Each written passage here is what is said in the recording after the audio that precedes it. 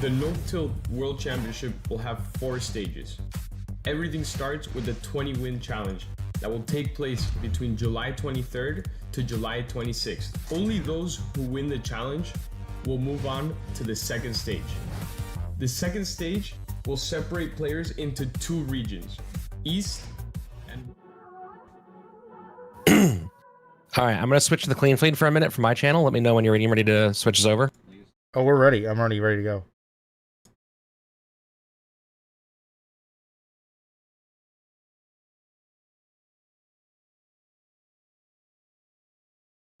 Hello, everybody, and welcome.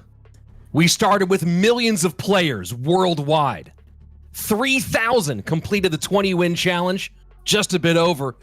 And we worked our way through those 3,000, and now we're down to the final 8. The top 4 in the West, the top 4 in the East. This is the No-Tilt World Championship Grand Finals. Hello, everybody. I'm RichSlaton. Joining me is Enchatin. We've been going back and forth this whole time, casting the No-Tilt World Championship, and now 2 together to bring you the only, the true, the global open solo world championship of Clash Royale. And Enchatin, it's great to finally be on the same stream together.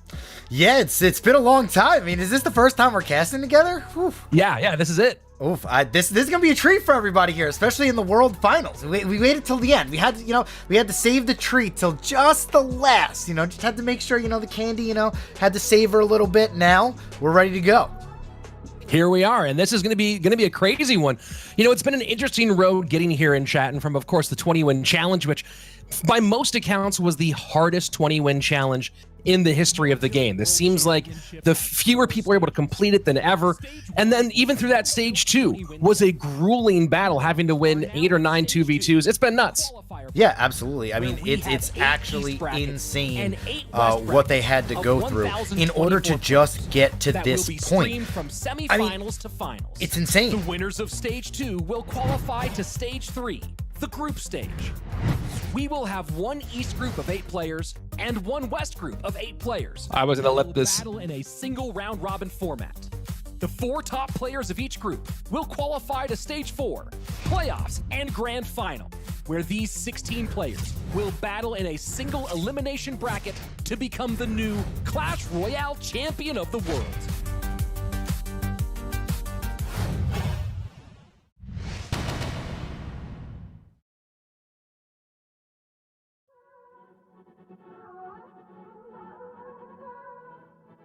And that's what we're here for, the Clash Royale World Championship. So just as my co-caster was talking about the road to get here, how hard it was, you saw it. Millions of people tried, but now we're down to just 8. 4 from the East, 4 from the West.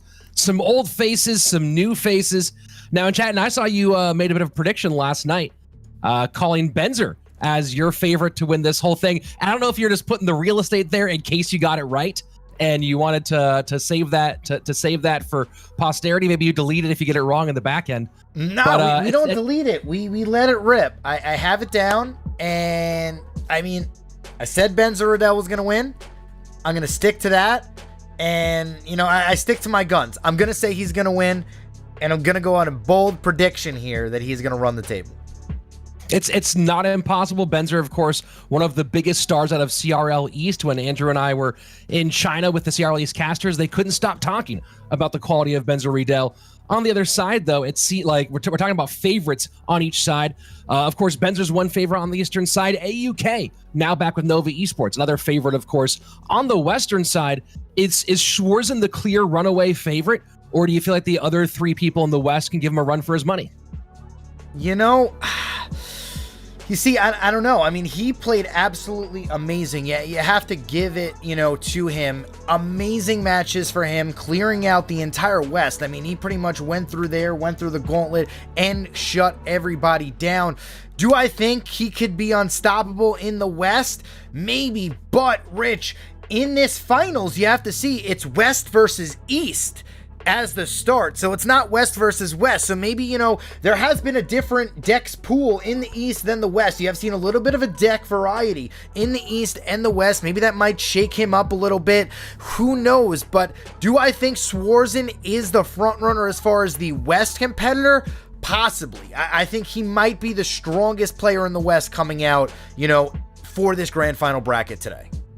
Of course, a lot of people in the West, huge fans of not just one American, but two Americans who are making their appearance in this stage. Boss, who has a massive fan base, who's very excited to see him compete at this level, and of course competing in CRL East now. And then, of course, the other American, a long-standing Expo king, airsurfer, making his way in. These two Americans, I mean, you have two very different play styles. Boss known for a lot of heavier stuff, airsurfer known for quick cycle. With these two guys, do you see one as carrying the torch for this nation? I mean, potentially, hopefully. You know, hopefully either Boss or Airsurfer is able to come out and really put on a show here in the No-Tilt Grand Finals to be a world champion. I mean, you know, when it is a single-player tournament, I know in the CCGS in 2017, the storylines were around the countries.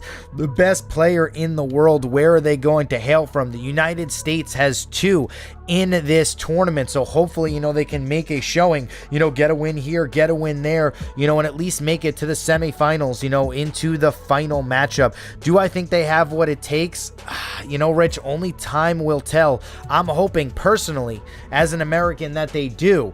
But, you know, anything can happen. I mean, right now we're seeing Boss versus Aurora in game number 1. This is going to be a tough matchup for Boss right off the bat, as Aurora is one of the best in the world. AUK has been phenomenal. A big part of that Nova Esports Clash Royale League World Championship back in 2018. And then you add into that the run he went on, leaving Nova Esports for a while, now back in purple. And he's certainly one of the hardest outs and has been a front runner over on the eastern side of it. Boss, though, has been growing and growing as a player for a very long time, as we mentioned before, finally in CRL East. And this could be one of those big watershed moments. A good signature win, a good finish here or two could go a long way to growing the legacy of a player who already has a huge fan base. Yeah, absolutely. As we get all up into the matchup right now, 15 seconds have been going on. And, you know, Aurora with the Musketeer here. Boss throwing down. Ooh, triple Muskies coming out from Boss in game number 1. How do you feel about triple Muskies, Rich? Well, they seem like they're back in a reasonably okay place now compared to where they were before, after the big nerf that basically killed the card for about a year and change. And right now, primarily, of course, in the 3M Royal Hogs deck. And you got to wonder how much of that is because of that little tennis ball. Shout out to all the Sir Tag fans there. The Heel Spirit seems like it's really given the Three Musketeers a big boost as of late. Yeah, absolutely. Three Musketeers, one of the best cards in the game now, as we have Boss putting double lane pressure here, getting a lot of damage on the left and the right-hand side. And, I mean, it's looking pretty good for the American to start out this match. Yeah, it's going to be interesting to see how this not quite precise mirror match between these two plays out. And right now you can see Boss doing a pretty good job with the dual lane pressure early. Of course, both of these decks doing some of that. Of course, it's going to be interesting seeing Aurora, AUK going with the single Musk rather than the 3M Royal Hog combination. Yeah, and Boss with a Hunter in the back here. So, you know, Boss running the triple Muskies, you know, Royal Hog, Heel Spirit deck. Like you were mentioning earlier, the Heel Spirit is the MVP of this deck. And I feel like the Heel Spirit right now, in my opinion, might be the best card in the game. What do you think about that? You might not be wrong. Heel Spirit pretty much is a meta definer at the moment. All the major decks, and we're going to see a whole lot of it today. All the major decks dominating the meta, including that Royal Giant Fisherman Hunter deck, are Heel Spirit features. So yeah, I mean, I won't be surprised if in the next balance update we see it get a bit of a nerf hammer, but you know, they might let it ride out one more season. Yeah, absolutely, as we have another Royal Hog push here from AUK on the right-hand side, but a Fireball Bar Barrel is going to clear that out. Boss still ahead by about 300 damage in this matchup. Well, the longer this one goes, of course, the better it's going to be for Boss in a lot of different ways. Of course, the Mega Knight, huge for AUK, having both the Mega Knight and the Fireball on defense. And you can see going for the King Tower activation version on the Three Musketeers. And yeah, feels like AUK on the defensive side at least has a better situation as we go deeper into the game. Yeah, absolutely. As the game slowly gets into sudden death, 13 seconds remaining in single elixir time. Another Fireball here, kind of have to. That's what happens when you have 3 Musketeers and you're playing behind your King Tower. The only real way to get value from your Fireball is to activate the King Tower as well. So let's see if that costs AUK in the long run. So sudden death with the last 2 minutes triple elixir on its way fairly soon.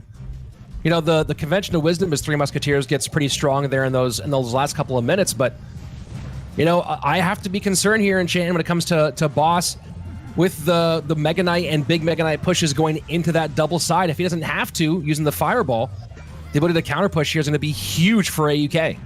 Yeah, absolutely. As the Skeleton Dragons on the left-hand side getting some damage. 3 Musketeers, are they going to get Fireballed? There they are. And Boss just...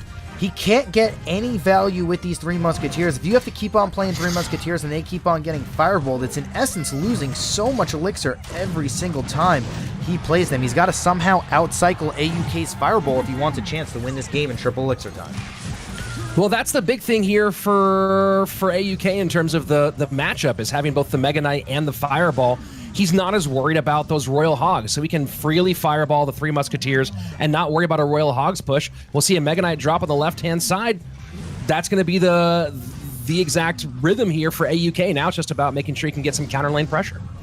Yeah, absolutely. Hunter just clearing down each and every single Skeleton Dragon. 35 seconds remain in this matchup. It's going to be who gets that last connection on a tower. Royal Hogs on the right-hand side for Boss with a Heal Spirit. This could be the play the Boss needs on the right-hand side.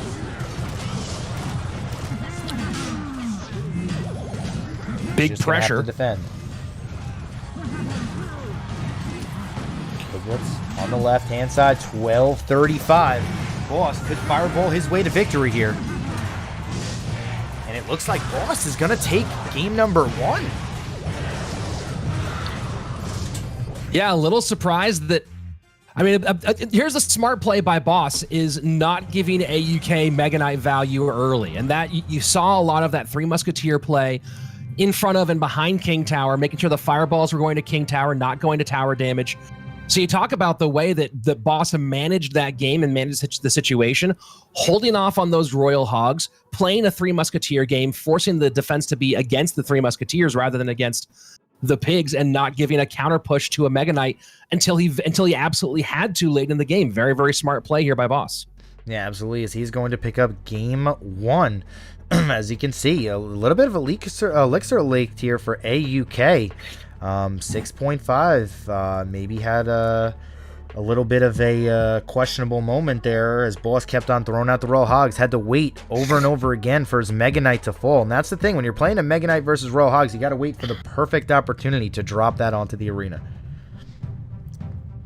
Stats provided by Stats Royale. If you haven't yet figured out what your next chest is going to be, go to statsroyale.com. They've cracked the code. They'll tell you if it's going to be a silver chest, epic chest, legendary. It's probably a legendary chest. If you take the stats there, Enchantin, it's almost always going to be a legendary chest. That's what I've been told. I mean, it always has to be. Come on now, Rich. 230, 228, 27, 26, 25, 24, 23, 22, and 21, 20.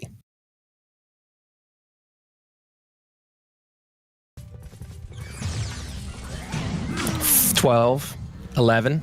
Good. Sweet. Let's do this.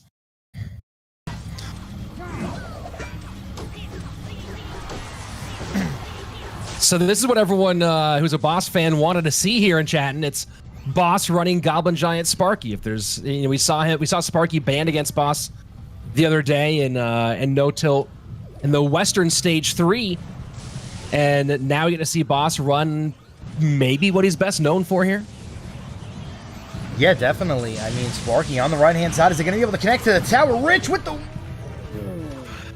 That rage can be so frustrating, on both ends, right? Yeah, on the defensive side, you're like, that rage just made a shot happen I didn't want to see. And on the offensive side, you're like, if it was just a little bit more angry, I would have got that shot off.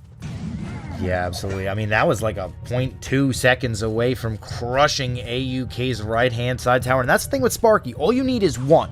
You know, it's kind of one of those things where it's just all you need is one connection in order to win a game. And Boss is looking for that on this right-hand side. I mean, he's got, I would say Goblin Giant Sparky has a pretty good matchup versus Mortar. What do you say about that, Rich? I mean, look, the not having a spell to reset and the swarms do help for AUK to a certain degree, but the question is how does Aurora get down to the other side? And the zap is going to make that skeleton barrel pretty much just drop damage, and going to be hard to get the mortar on tower at all. So, going to be a challenge here for AUK in game number 2 to actually create any damage. Yeah, it looks like we're going to be working really on the right-hand side here with the counterattack. It's going to be 12:55 versus 11:07. Boss has a little bit of a lead in this matchup. The swarmy troops, though, are going to keep on shutting down the Sparky, but if one little mistake from AUK is played in this matchup, Boss can easily just win it right there. Yeah, and the Stormy Troops do help with that really frustrating mini P.E.K.K.A. Rage combination as well, which is a big part of this deck. But there you see the Dark Prince just kind of getting rid of those, and this could be a significant chunk here if that connects on the left-hand side. Barely dies right before getting that left-hand connection. Yeah, he just has to keep on playing Swarmy Troops to shut down everything. Boss is only zapping the Skeleton Barrel, nothing else on the left-hand side here, but AUK has a little bit of a damage lead. Boss needs to get a little bit of a connection onto the tower. He doesn't have any big spell. AUK can Fireball cycle him out if Boss doesn't really get any advantage, you know, coming in the next, I would say, 25, 30 seconds. Yeah, this is going to get really interesting. This is where this deck gets in trouble, is where you can't actually get direct tower damage, and you don't have that one huge connection that you need. Zap will work on the left-hand side. A little bit of damage there, of course, from the drop on the barrel. Final minute approaching. Triple elixir. Can the American regain control of this one, or is Aurora, aka AUK? A lot of letters there. Going to hold on and take this one. We're going to find out really soon. This is the last pretty much Sparky push that Boss can really play, if he can even get one down. I think AUK is going to continue to hard cycle, so Boss is never going to be able to put down another Sparky on the field. He's going to put it all the way in the back. Well, we are seeing why a lot of people say that this deck from Boss is actually a single elixir deck rather than a triple elixir deck. When the opponent has the ability to put continuous damage on tower and you don't, this triple elixir period isn't actually that beneficial. They can continually drop stuff in front of the Sparky, and this is one of those decks that if you don't win in single, especially against something that cycles the way that AUK's deck does, it can turn into an absolute But the Dark Prince is, though, Rich! He might be able to get to the tower here on the right-hand side. Is it going to be one more shot? Oh my gosh, 695 to 534, final 10 seconds. Side, Dark Prince on the left-hand side. The Dark Prince! Oh my word, Fireball's not going to be enough. Doesn't matter. Dark Prince on the right-hand side, and Boss is able to break through at the end. Unbelievable. Boss got so much value from the Dark Prince. Let's just call him the cleaner in this matchup. Kept on clearing out goblins. It's going to turn green with how many goblins it just drank on that last push. AUK, unfortunately, just kept placing goblins, and they kept getting absolutely mauled by the Dark Prince. And Boss is going to pick up this huge victory, and now going up 2-0 versus Aurora. Yeah, that's huge. That's huge going up 2-0 in this game. You know, a lot of people are picking AUK, a lot of people are picking Aurora in this one. Of course, the Boss fans wouldn't believe it for a half second. And you got to be a little bit surprised here that, you know, I'm wondering if, given the bans, there was no chance here for Aurora to go for a really hard snipe against Boss at some point, expecting to be against this deck. Yeah, absolutely. I mean, this deck, Aurora pretty much had the game under control. Just, I think the turning point in this match was when the Dark Prince turned around, moved all the way to the Spear Goblins from the left-hand side, and then went behind the Goblin Giant instead of in front of it, allowing Boss to get his cycle better, and then just continually be able to flood AUK at the end there, not allowing AUK to fireball Boss's tower, and just was able to slowly chip him down for that victory. Here to answer some questions from the chat, Jakob asking, why did Boss advance with -4 games and Miniminter had -1? Because the first tiebreaker was head-to-head matchup, and Boss beat Miniminter.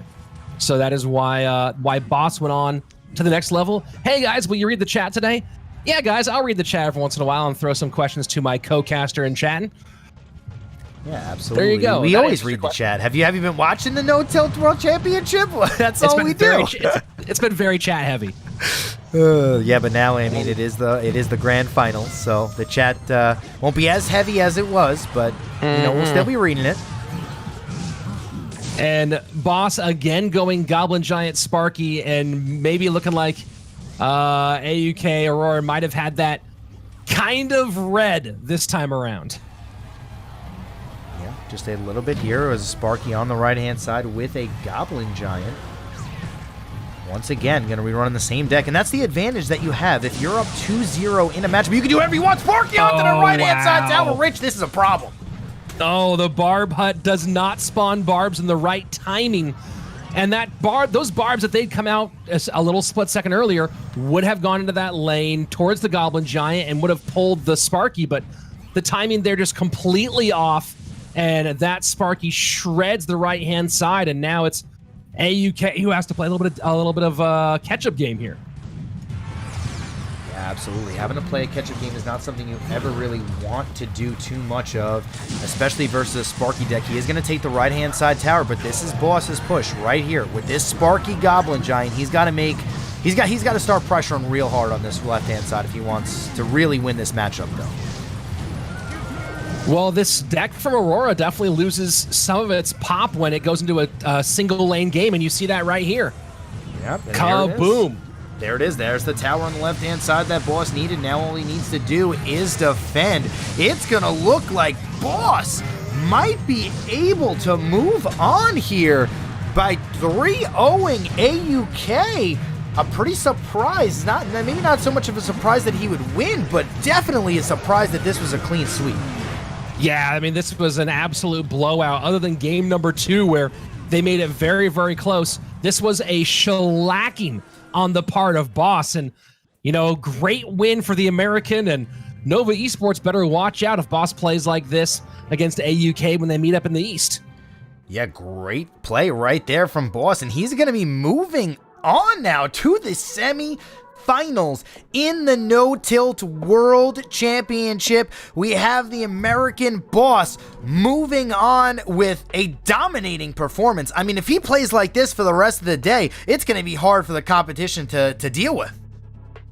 Yeah, I mean, he certainly played very well, and just a little bit surprised here by some of the choices out of AUK. The Royal Giant ban was an interesting choice out of Aurora. Kind of surprised to see that one come here. I know that he was playing the Royal Giant pretty consistently over on the other side of the bracket. And then, yeah, just a couple of choices here when it came to matchup against Boss. Maybe a little bit surprising. Yeah, I mean, you can't say anything besides a little bit surprising. I mean, AUK, one of the best players, you know, from China in the East. I mean, he put up a, I guess you could say, a mediocre fight here. I mean, there's really nowhere else to say about that. Boss just played absolutely phenomenal. I mean, the decks, you know he was going to play Giant Sparky at some point, got up 2-0, and then played it again back-to-back. It's kind of hard, especially when, you know, the favorite deck of a player is able to win twice in a best-of-5. That usually never happens. They're usually able to get their favorite deck off maybe once in a best-of-5, if that. But Boss was able to play it back-to-back times there, and that just alludes to the fact that, you know, a 1-0 or a 2-0 in a best-of-5 when the stage is this, you know, this high, you know, anything can happen, and that's why it's very important to get off to a good start, and that's exactly what Boss did here today. Well, I mean, the performance, we're seeing some of the replay action here. The performance in that first game was actually some of the best performance that Boss put on throughout this best-of-5.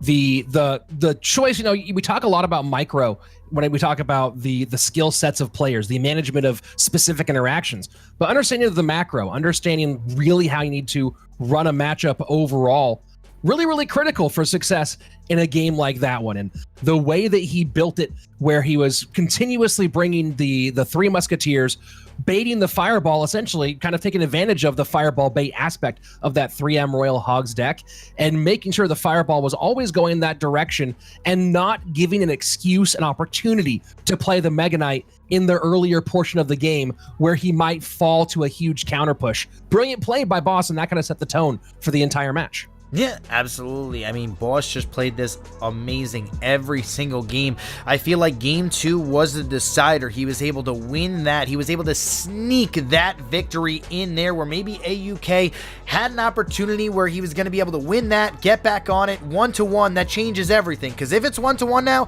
Boss probably doesn't come back out with that Goblin Giant Sparky deck, and it's a completely different matchup. But Boss able to pick up game 2, and that's the difference. When you're when the stage is this high, one little mistake, one little error, one little misplay could cost you an entire tournament. And I mean, that's kind of what we saw here from AUK. That game 2, that drop there, allowed Boss to pretty much say, all right, it's game 3, it's 2-0. I'm just going to go with my most comfortable deck. I don't care what he's running. I'm going to run with the deck that I have played the most of, and I'm just going to run it down and see what happens. And you know what? It worked out for him in game 3.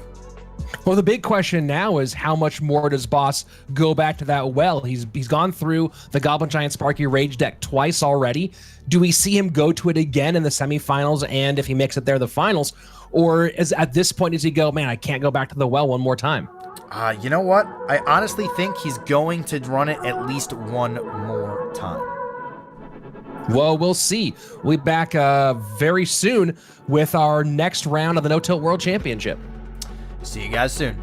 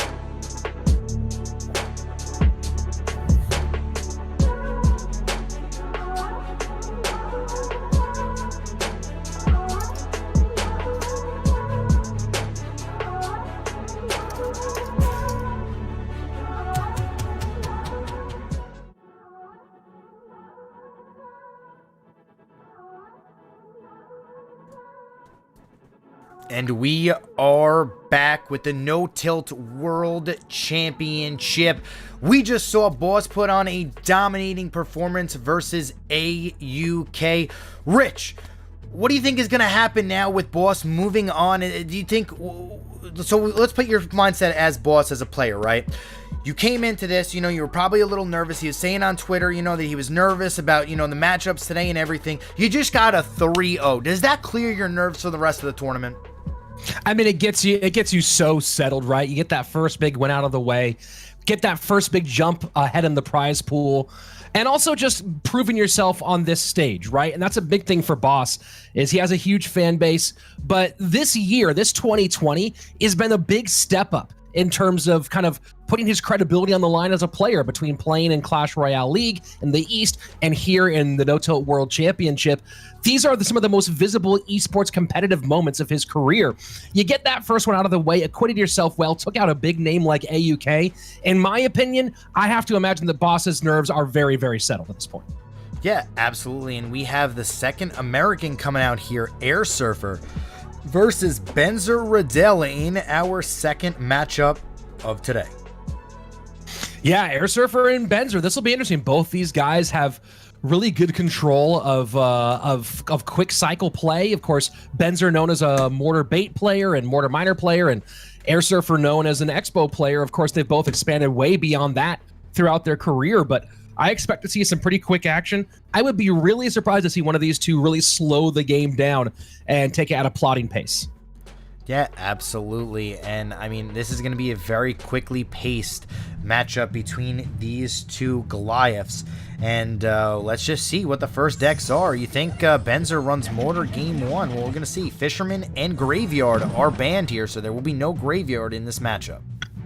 And neither of these bans at all address either of their comfort decks. And, you know, Expo has not been very popular competitively for a while. Of course, there was a run this last spring where Ice Bow, or Ice Rocket, maybe better put, was relatively popular. But Airsurfer has been running 3.0 Expo, the 2.9 with the Knight as opposed to the Ice Golem a little bit lately. So we'll see if he goes back to that. Had success with it during Stage 3. Yeah, well, we're going to find out if, you know, Expo versus Mortar. I mean, Expo does do very well versus Mortar, so, you know, he very well may switch to that at least one game in this matchup, but it looks like we are going to be running a Miner Loon for Airsurfer in Game 1. Interesting. We haven't seen a whole lot of Miner Loon comparatively. Of course, Miner Musk Loon was dominant in the meta for a long time, especially running into the last few months. It was very popular, the Bomb Tower version. And of course, lately it's been the Six Loon. The six-man or Royal Recruits mixed with the Balloon has been the more popular of the Balloon cycle decks. So Airsurfer going with a little bit of old, little bit of new. Yeah, absolutely. As Airsurfer just slowly trying to chip away here. Benzel Ridel just trying to get, you know, value with this Gob Cage, especially versus a Balloon. If you're able to get this Goblin Cage on the counterattack with the Balloon. Yeah, I mean, he does have a couple different take options for Airsurfer between the Cage and the Miner. Two different ways to go ahead and tank for the Balloons. That gives you some versatility. Of course, here I'm not going to be, obviously not going to be running the Fisherman Hunter variation of Royal Giant with the Fisherman being banned, but still does not mean that the Royal Giant Heal Spirit cycle won't be popular. Yeah, I believe, I don't know if it was Benzel Ridel who used this. It was either yesterday or the day before. You know, they banned the Fisherman, and RG was played 3 times. You know, with these interesting decks. The Balloon connects on the right-hand side. Oof, Reggie can't afford another one of those. Yeah, that's a pretty big chunk. Although one of the interesting things here for Airsurfer is that when it comes to defending against the Royal Giant, he's getting his cage down less for defense and more for counter pushing, for counter pressure. So we'll see if this is the opportunity here for Benzer to put some pressure on the right-hand side. And here we go. Royal Giant in, cage low here. Let's see if he can get on tower. 299 on the right-hand side, fireball in, and Airsurfer gets all the way back to his second cage. Yeah, RG not going to be able to get any damage onto the tower here. 299 remains. Arrows come out. And that's going to be a good game. Benzer knows it. Airsurfer can get back to either the zap or the arrows here fairly quickly. Here comes the zap. GG, well played. USA 4-0 so far in this competition here, Enchantin. Yeah, no, playing absolutely amazing gameplay, and that's what we see here. This RG deck, I mean, I feel like the RG is a strong card, but without the Fisherman, without the Hunter combination with it, it just falls off just a little bit. The big portion of the Fisherman combo with the Hunter is the pull to the Hunter, where the Hunter just eliminates everything as the RG is able to connect to the tower. And I know a lot of these players are trying to force this RG in, you know, especially when the Fisherman is banned. But, you know, it hasn't been working out for them lately. And airsurfer in the USA, you know, playing very, very strong here in the first 4 matchups of the No Tilt World Championship Grand Finals.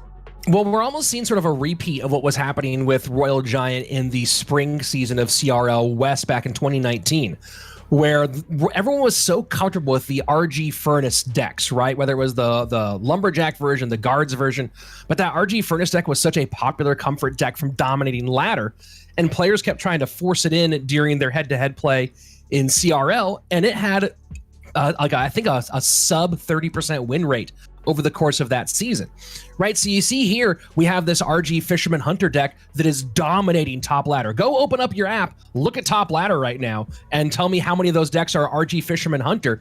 So players are comfortable playing RG Cycle right now and trying to make it happen even without the Fisherman being involved. And as you can see, Royal Giant overall is not super strong except in this particular construction.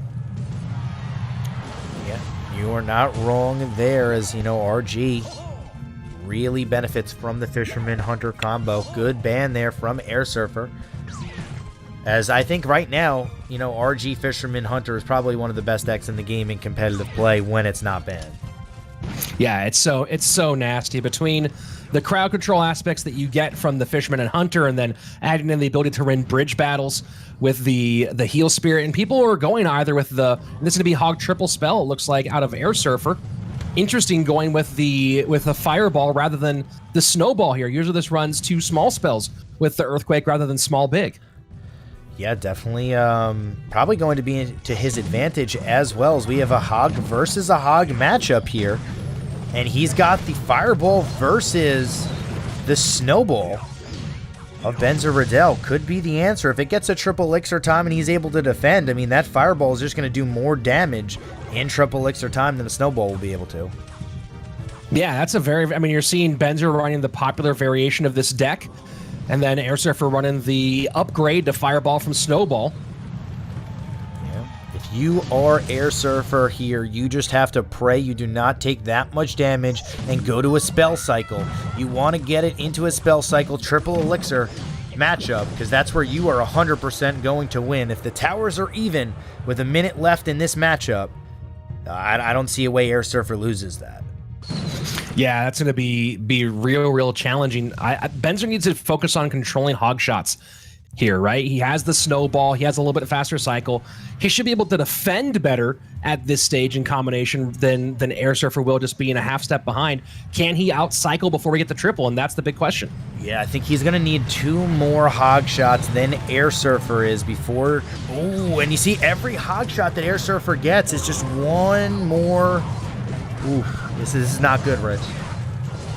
Yeah, Benzel in a rough spot. Of course, does throw the Musketeer to the right-hand lane, but that's easily dealt with by just 1 elixir. So Benzel falling more and more behind here as time goes on, and it's airsurfer who's got his cycle exactly the way that he wants it and putting Benzel on the back foot as we go towards sudden death overtime.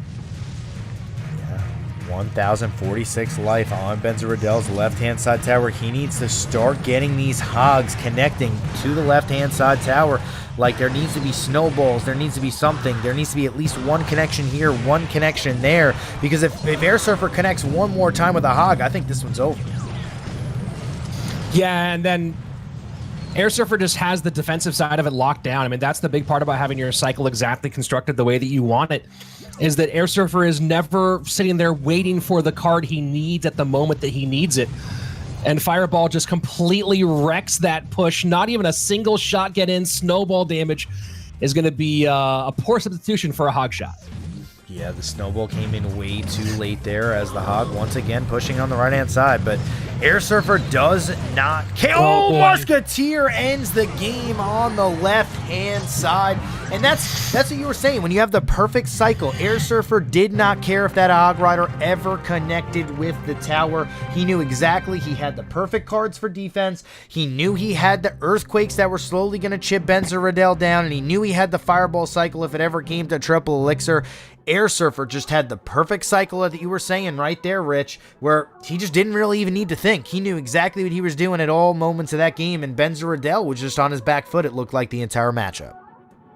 Yeah, that was brutal. It was really brutal for the Musketeer that was never really able to stay on the board for for Benzer in any meaningful way, right? For any meaningful way at all. You know, the one time we saw a Musketeer with any reasonable health get close to doing any tower damage, it was handled easily by one Elixir Skeleton. So right now, the West up 5-0 so far in this event.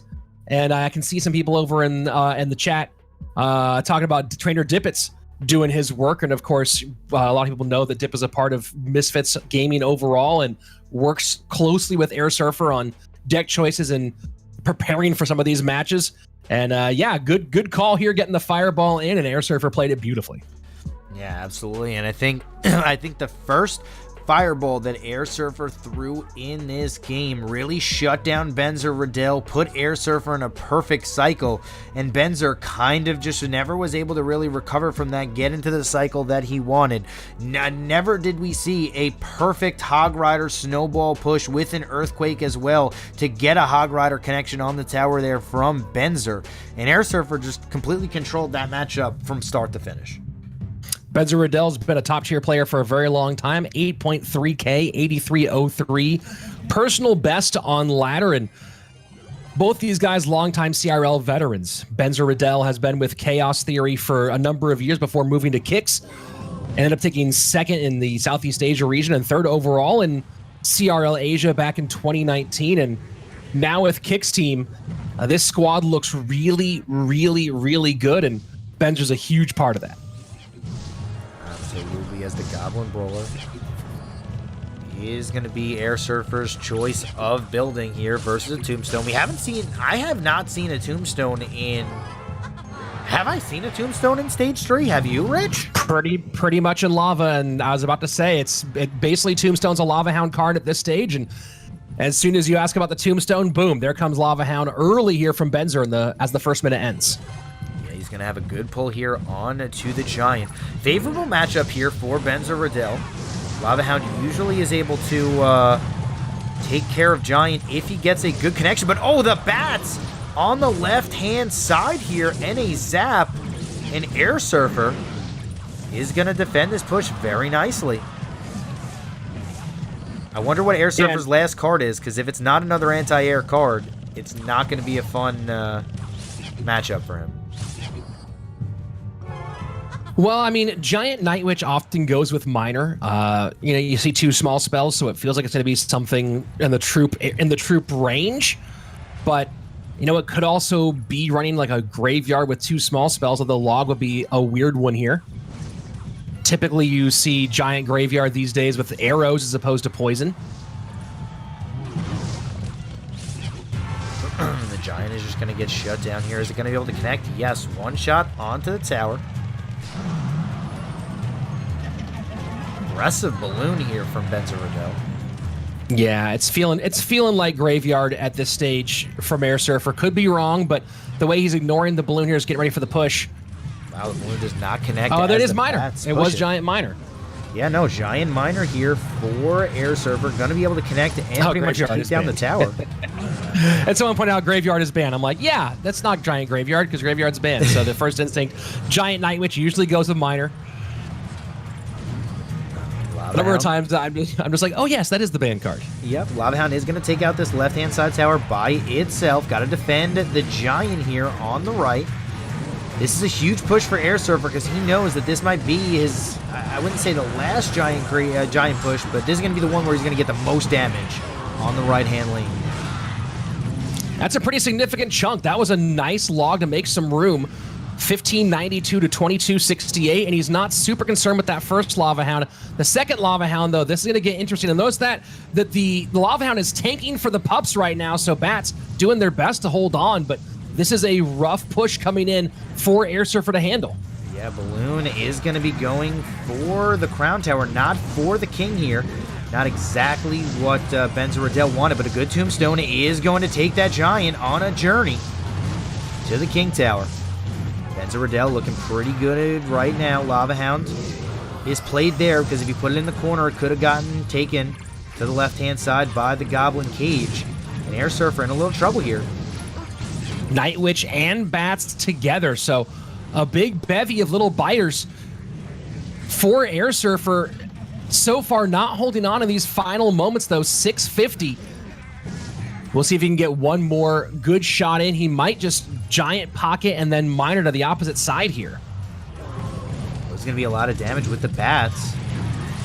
There we go. There goes the Giant in the pocket. Miner does go to the back. Giant's taking for the Miner. That's going to be a huge chunk of damage. Poison in offensively. airsurfer needs to play a bit more defense here and deal with this balloon push coming in and get Miner down one more time. Yeah, Miner needs to come down here, or Fireball Log, or Poison Log if he's able to do it. Log coming in, 32 life, Fireball! It doesn't hit. Will the poison tick in time? The poison ticks just in time. airsurfer takes that one by a hair. GG, well played. 3-0 sweep. The West dominating here in the first two quarterfinals. Yeah, very well played there from airsurfer as he was just able to get that last poison tick in the time. And it comes down to that one push where the Log cleared out the Barbarians there of Benzel Ridel. The Giant got that last shot off, and you know, that one last push that he had with full force just did enough damage. I mean, that's just what it was, Rich.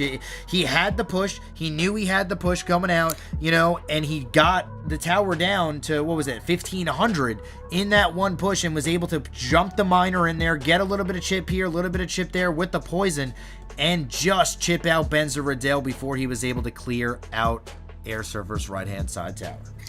Well, it was the second to last push, the Giant in the pocket, Miner in the back, that really put airsurfer back in the driver's seat there. The Miner being completely tanked for, getting pretty much as much damage as it wanted on that back end. Absolutely huge for him. And of course, the Bats alongside, despite being nerfed, the Bats alongside the Night Witch were pretty huge. So there you go. It's going to be the big win for airsurfer at this next stage. And man, now we're going to have an all-American semifinal over on that side of the board.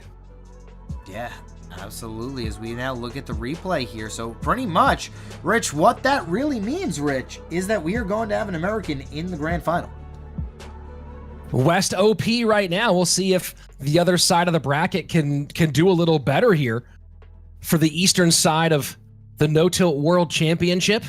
And this was that second match where, again, once the Fireball version matched up against the classic version or the standard version of Hog Triple Spell, and this one was one of those games where it really felt like airsurfer overall had taken control of the match, a big swing match.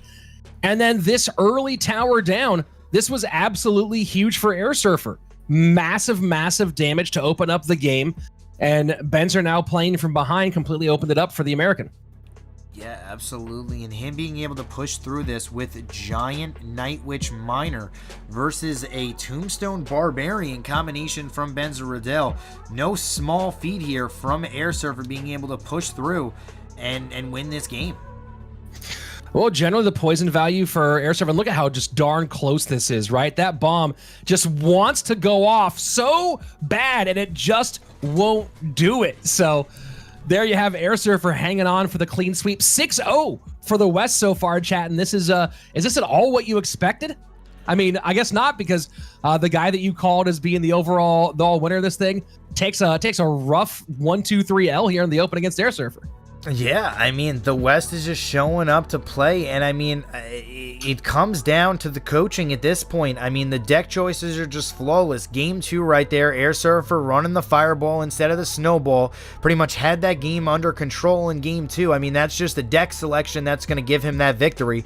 And then Game 3, though, I mean, I would say possibly, you know, Benzel Ridel had a little bit of an advantage on the match, on the deck selection there, but airsurfer was able to get that that early push, take down the left-hand side tower, didn't need to worry about that, and just got the miner chip damage off over and over again on the right-hand lane, was able to win. And, I mean, would I have expected the West to come out 6-0? I don't think. If you asked a million people, they would have maybe 1%, maybe 0.1% would have said it would have been 2-3-0 clean sweeps. Like, maybe they may have won, but clean sweeps, Rich, in the top 8 of a championship where they had to go through how many people? What, probably 10 million people probably played this tournament? So many people. Yeah, it's kind of crazy at this stage to go through it like that. Of course, some people in the chat talking about maybe surprising or unsurprising America performing this way. Of course, 2020 has been a great year for USA overall in Clash Royale.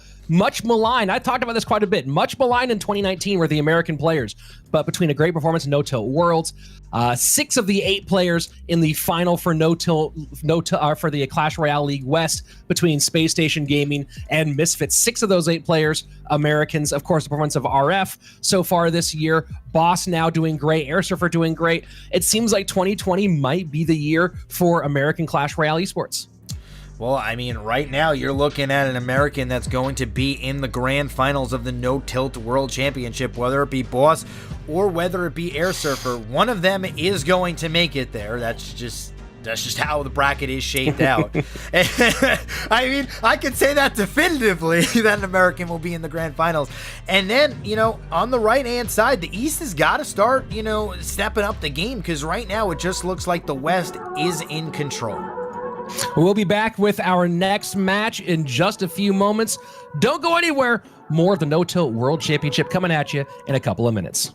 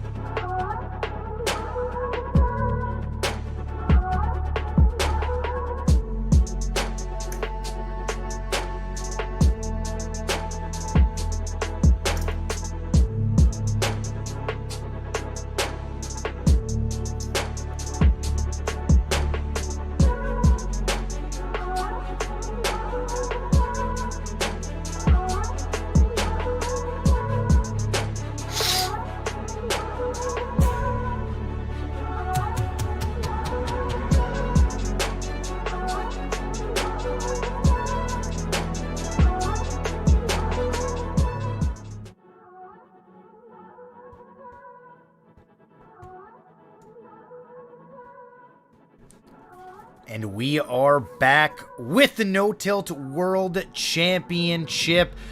Stage 4, the Americans drawing first blood. Both of them 3-0 in their first matches. West taking pretty much control of this tournament. Rich, do you think the East is going to be coming back here on the right side of this bracket? They certainly have a chance, but I think the right side of this bracket is even harder for the East than the West side in some ways, because the guy who's probably the hardest man to beat right now out of the West, Schwarzen, who will probably be getting a CRL West contract if most people are paying attention, up against Russia's Paradox, who's a very, very talented player, very fine player, beat Jupiter King to get in here in that final day of the round robin play in stage 3. And I've seen Paradox before the No-Tilt World Championship. He's a good player. I think Schwarzen is one of those guys who's at a different level, so it's going to be very hard for the East to get past them, especially in this particular matchup. Yeah, absolutely. And we have Schwarzen, though, performing, just like you said, amazingly all throughout the West. Hailing from Germany, is going to be coming out here as the next competitor for the West side. West so far dominating in the No-Tilt World Championship, but Paradox coming out strong. So yesterday in the East, we saw Paradox versus Jupiter King, which was the game that was going to decide who was going to advance to the No-Tilt World Championship Stage 4. If Jupiter King won, he would have finished in second place in the East, but he lost to Paradox there. Paradox actually clean swept him 3-0 to get here today. So let's see if Paradox can make something happen after taking down, I would say a Goliath in the CRL, after he's been playing phenomenally in this stage 3. Stage 4. Jupiter King, one of the young players who's people are most excited about. The South Korean now with Tribe Gaming in the West, and Paradox got a big win there, and Paradox was not one of the people that was being picked to move on from this stage, from stage 3 into this final stage. So already outperformed expectations. Certainly a fine player overall, 8.3K personal best, I believe, for Paradox. Definitely above an 8K player. And he has some competitive experience. It just doesn't feel like he's got the same level of experience and same level of play that Schwarzen's been showcasing over the last couple of months. Well, we're going to find out right now as Paradox takes a lot of damage off on the left-hand side here. A lot of damage already coming off of Schwarzen's left-hand side tower. Ram Rider Barpud coming out here for Paradox. Graveyard and Musketeer are banned in this matchup.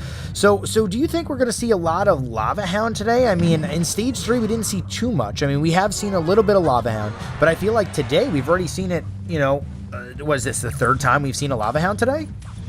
Yeah, I think metas are day-to-day fluid like that. These players are certainly watching each other's matches and taking a look at stuff and going, hey, I think that maybe this works. No, I see this person doing this. Maybe I'll try that out.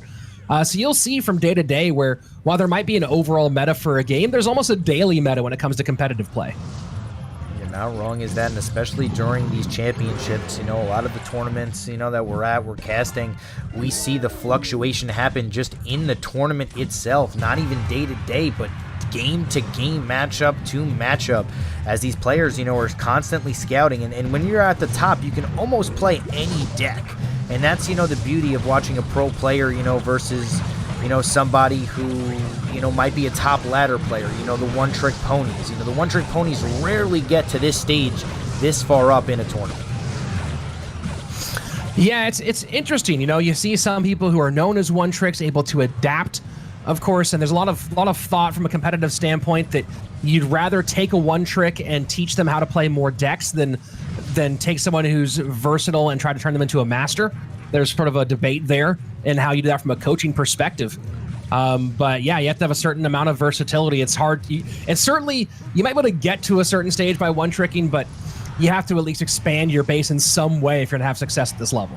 Yeah, and we saw in the East, we saw Demas pretty much, he ran Mega Knight down everybody's throats. One of the best players, finished, 3 times top 1 in the world in global tournaments. But what happened is people just started banning his cards, and you saw he did not perform very well when that happened. And that's the one thing, about when you ban cards come in. You could be a one-trick, but you got to be able to play at least 2 to 3 decks. Maybe even, I would say, 4 decks very greatly. As the Ram Rider takes this tower down to 190 in order to be here right now. Yeah, this has been a rough matchup for Schwarzen top to bottom. Fireball, but an absolute nightmare. He has Fireball bait built into the deck, lots of targets for the Fireball. But so far, Paradox has been able to avoid having to use it in situations where he didn't really want to. And in particular, made it almost impossible for Schwarzen to play any sort of defense against the Ram Rider. The barbs have been almost a non-factor in this game. Yeah, this isn't over yet, though. Paradox cannot take out Schwarzen with spells. 2 fireballs need to happen. 1 more fireball needs to be cycled here. Schwarzen has about, I would say, 7 seconds left to win this matchup. But with triple elixir time, the spells fly. Yeah, there you go. Fireball will be coming in 1 more card, and that's going to be a GG well played. Paradox takes game number 1. Yeah, that's the thing now with the triple elixir time in Clash Royale. It's you get the tower low enough and you just defend, get to triple elixir time, throw out your spell. If you're 2 spells away, you throw it out, you throw everything you possibly can just on the board, and then you get cycled back to your big spell. Paradox taking game 1 here, finally, for the East. Yeah, East finally on the board, and again, that fireball was a huge part of it. Schwarzen had the bait aspects in there, but was never able to take advantage of it, and the rest of this deck, going with the Archers and the Dark Goblin and the Skeleton Dragons all collectively, able to really shut down the rest of this and give Paradox the ability to make choices as he wanted to throughout this one. Yeah, absolutely. As the Ram Rider combination here from Paradox. We didn't really see too many Ram Riders. I believe this is the first time we've really seen this deck from Paradox in the No Tilt World Championship. So, coming out with some new decks here in Stage 4. I mean, that's definitely how you catch your opponents off guard. And that's the thing. If you're able to play decks, that you normally never do, or you've played 15, 20 games, prior, in competitive play without playing it, it definitely catches your opponent off guard. But let's see what's going to come out in game number 2. I want to see a Lava Hound from Paradox. That's what I want to see. We'll see what Paradox brings out. And for those of you watching, don't forget to subscribe to the No Tilt YouTube page. Hit subscribe, ring the bell for notifications. This is not the end of No Tilt's Clash Royale content. Of course, already brought you the No Tilt Worlds, No Tilt League Special Edition, and now the No Tilt World Championships. No Tilt League Season 2 will be back this fall. So, of course, subscribe, ring the bell for notifications, and as long as you're subscribing, go ahead, take that link in the chat as well. Subscribe to my channel. I'll be giving away a Clash Royale prize box with plushie, stickers, pins, all the stuff you can't get anywhere to one of my subscribers later today during the broadcast. I believe there's a little baby dragon plush in there.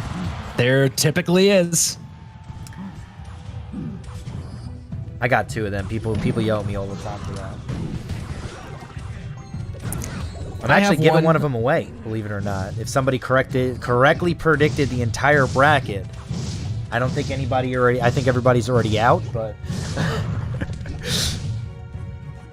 yeah, I mean, did they have to predict the games too? Did they have to predict 3-0, 3-0 to start? No. They didn't have to go that far. So we're gonna see it today, folks. We banned our way around it for a while, but with Graveyard and Musketeer, the bans here, looks like Paradox going with the RG Fishboy Hunter combination. Yeah, one of the strongest decks in the game. But the problem is, the E-Wizard Barb Hut Royal Hog deck is just very, very strong versus the RG. And that's the difference. A lot of these don't really run E-Wizard and Skeleton Dragons, but the Electro Wizard is just such a huge card to really shut down Royal Giants. So here we go. Barba E-Wiz going to lock things down pretty heavily. We'll see what's in cycle for this. Just the Skeleton Dragons and Fireball will eat those up pretty well. Fireball the opposite direction. That Heal Spirit going to give an extra bit of jolt to that Royal Giant down to under 800 HP on the left-hand side is Schwarzen's tower, and he's already calling good game. Yeah, unfortunately for Schwarzen here, he doesn't have a Hunter. He doesn't have a Fisherman. He really has no way to shut down the RG. If you look at it, Electro Wizard is his strongest single target card, and you would say that, the Electro Wizard doesn't really do that much damage to single target units. No, it's not a heavy hitter. It's not a big single target DPS. I mean, its stun is really where its value comes from. So you can see now Schwarzen setting up for the right-hand lane, trying to put enough pressure on that maybe Paradox doesn't feel comfortable going RG, but knowing Barbhut's out of cycle, I can't imagine that he won't. Yeah, no, this is going to be running an RG right down the left-hand side for the game here. I just do not think Schwarzen can stop this. And there it is. That's going to be 2-0. Paradox striking back for the East. And I mean, this is a dominating performance right now. Yeah, I mean, I don't know if Paradox is doing his analysis himself or if he has part of that giant Russian cabal of top-tier players all working together to bring it out. But right now, Paradox is completely 10 steps ahead of Schwarzen when it comes to planning these matchups. Yeah, and I think he is working, with some people. I saw on Twitter the other day that he, was thanking some people, to help him getting him here. And that's the thing. I mean, everybody at this stage needs to have a couple of analysts on their team just talking to them, scouting the opponent. And that's the best part about competitive Clash Royale is especially when you get to this tier, this level. Everybody in Russia would want to help out Paradox. Germany, just helping out your, country mate to get him, an advantage. Any little bit of information is important. And right now, Paradox is just, just has the better decks right now. That's just what this comes down to, Rich. Yeah, I mean, these matchups twice now have been pretty rough for the German, who's been great up to this point, but going a little bit slow in some of these matchups too. And that's one of the other hard parts about this one, Enchatin, is that in both of the decks that Schwarzen's gone with, with a faster cycle deck, it's a little bit easier to outplay a bad, not of course hard counter, but a bad matchup. With these slightly heavier decks, outplaying a bad matchup is just a little bit more difficult to do. So right now, Paradox with a chance to 3-0 and take a big step forward into that next stage, into our semifinals.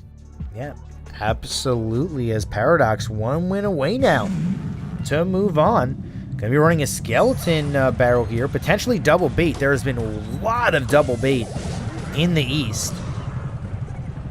We've seen double bait a fair bit lately, and also mortar skeleton barrel has been popping up some, but of course, as you can see, already going to be double bait, and looking like it might be the lumberjack balloon. Yeah, although barb barrel. Interesting. Yeah, I don't think so. Yeah. Okay. Yeah, usually that lumberjack balloon deck with Royal Recruits runs the snowball as opposed to barb barrel. Potentially. Dark Goblin, an interesting wrinkle here. Barb Hut as well. All right. Very heavy. You see, the problem with Schwarzen right now is this deck, I feel like he's once again countered here. This Barb Hut's not going to do anything versus a double bait deck. Yeah, the Barb Hut's, again, an interesting choice going to that well one more time. Maybe thinking the Graveyard ban would mean that his opponent wasn't expecting to be facing against Barb Huts, because this is the other construction you see with Barb Hut the most, which is Ram Rider. And of course, this could be a nice connection on the left-hand side, so a good early lead here for the German, forcing out the defensive Goblin Barrel, which is usually a break glass in case of emergency move. Yeah, absolutely. Paradox struggling a little bit here, and as you saw, he lost his Dark Goblin there on that left-hand side, just wasn't able to get his troops out fast enough to defend it as the Skeleton Dragons were able to splash on it, and that caused a catastrophic series of events. Dark Goblin is the MVP of Paradox's deck, has to stay alive as pretty much long as humanly possible. And look at that perfect timing there, knowing the log would come out for the Dark Goblin on the right-hand side. Heal Spirits the left-hand side to put a little extra pressure out of the 6-man. And double bait push on the right-hand lane. Bar Barrel is going to come down here. Skeleton. Dragons are down for the Skeleton Barrel here. All right. It looks like Schwarzen's able to stabilize a little bit here. Got to protect this Dark Goblin, though. Every time the Dark Goblin dies to a Skeleton Dragon, it is not what you want if you are Schwarzen. But look at this damage on this right-hand side. Rich! All it takes is one connection from double bait, and now look at Schwarzen's right-hand side tower. Yeah, I mean, that was well chosen there by Paradox. We'll see if Schwarzen can get anything going on this counter. Of course, the bomb tower picking up most, but not all of that, and that's a pile of recruits on the right-hand side. Barb Barrel not back in cycle for Schwarzen yet, though. Gonna eat some more damage. Barb can pick up the skeletons, but this one's getting very, very tight. A game that it looked like Schwarzen had pretty well under control. Of course, should have more defensive capability as we get later in the game. Yeah, absolutely, and we just have to highlight here the Ram Rider on the left-hand side. Log is going to come out. Log is going to do a little bit of damage, though. to this Ram Rider. Not able to get the charge off. 1099 on the left-hand side. Paradox in complete control of this game. All he has to do is to defend for another 30 seconds, and he could just fireball cycle his way to victory. And you see Schwarzen has to fireball there on the goblins. And you saw before that a quick moment where Schwarzen played the bar barrel right over tower rather than outside, and missed one goblin, so had to throw a heal spirit on top of that as well. So little things like that in a tough situation, giving Paradox more of an advantage. And this is going to be the game here. Fireball on the right-hand side will end this matchup. Log no is fireball good. needed. Log gets it done, and it's Sweep City here, folks. Paradox comes out and stops the hype train of Schwarzen right in its tracks. Wow. I mean, Rich, clean sweep after clean sweep after clean sweep. Paradox now taking out Schwarzen. A lot of people said Schwarzen was going to make it to the grand finals. In a lot of the brackets that I was looking at on Twitter and everything like that, not many people had Paradox coming out, but it looks like the dark horse is looking great. I mean, a 3-0 versus Jupiter King, a 3-0 versus Schwarzen now, playing great in the last two matchups that he had in the No Tilt World Championship. And I think a lot of people are counting Paradox out, but, you know, at this point, I mean, he's looking really strong. I mean, playing well, getting good matchups, obviously, but playing them correctly. And, you know, your deck choice can only go so far. You have to play it right, not make mistakes. And Paradox, nice clean 3-0. Schwarzen just kind of looking at that, has to throw his hands in the air and say, what else can I do?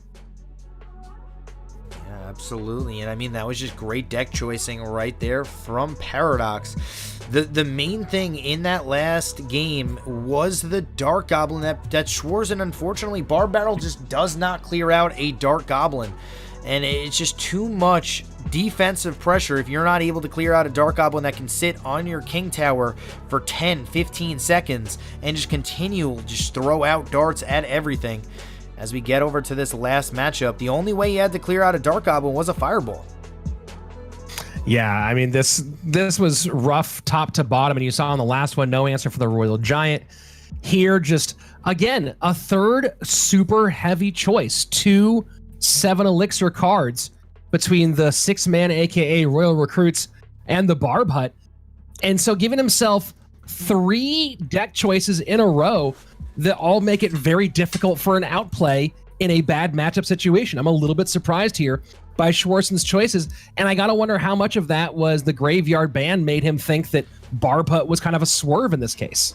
Yeah, you're not wrong, and that's the thing. A lot of people try to do, you know, the quick swerve, you know, the shake and bake, but sometimes it just doesn't work out for you in your favor. Paradox just didn't even blink at that, played what he wanted to play today, actually used 2 decks that I haven't really seen from him in the No Tilt World Championship. So he actually brought out 2 decks that he normally never does. So probably Schwarzen had, you know, the book on Paradox, and Paradox threw out the book and said, I'm going to do something I've never done.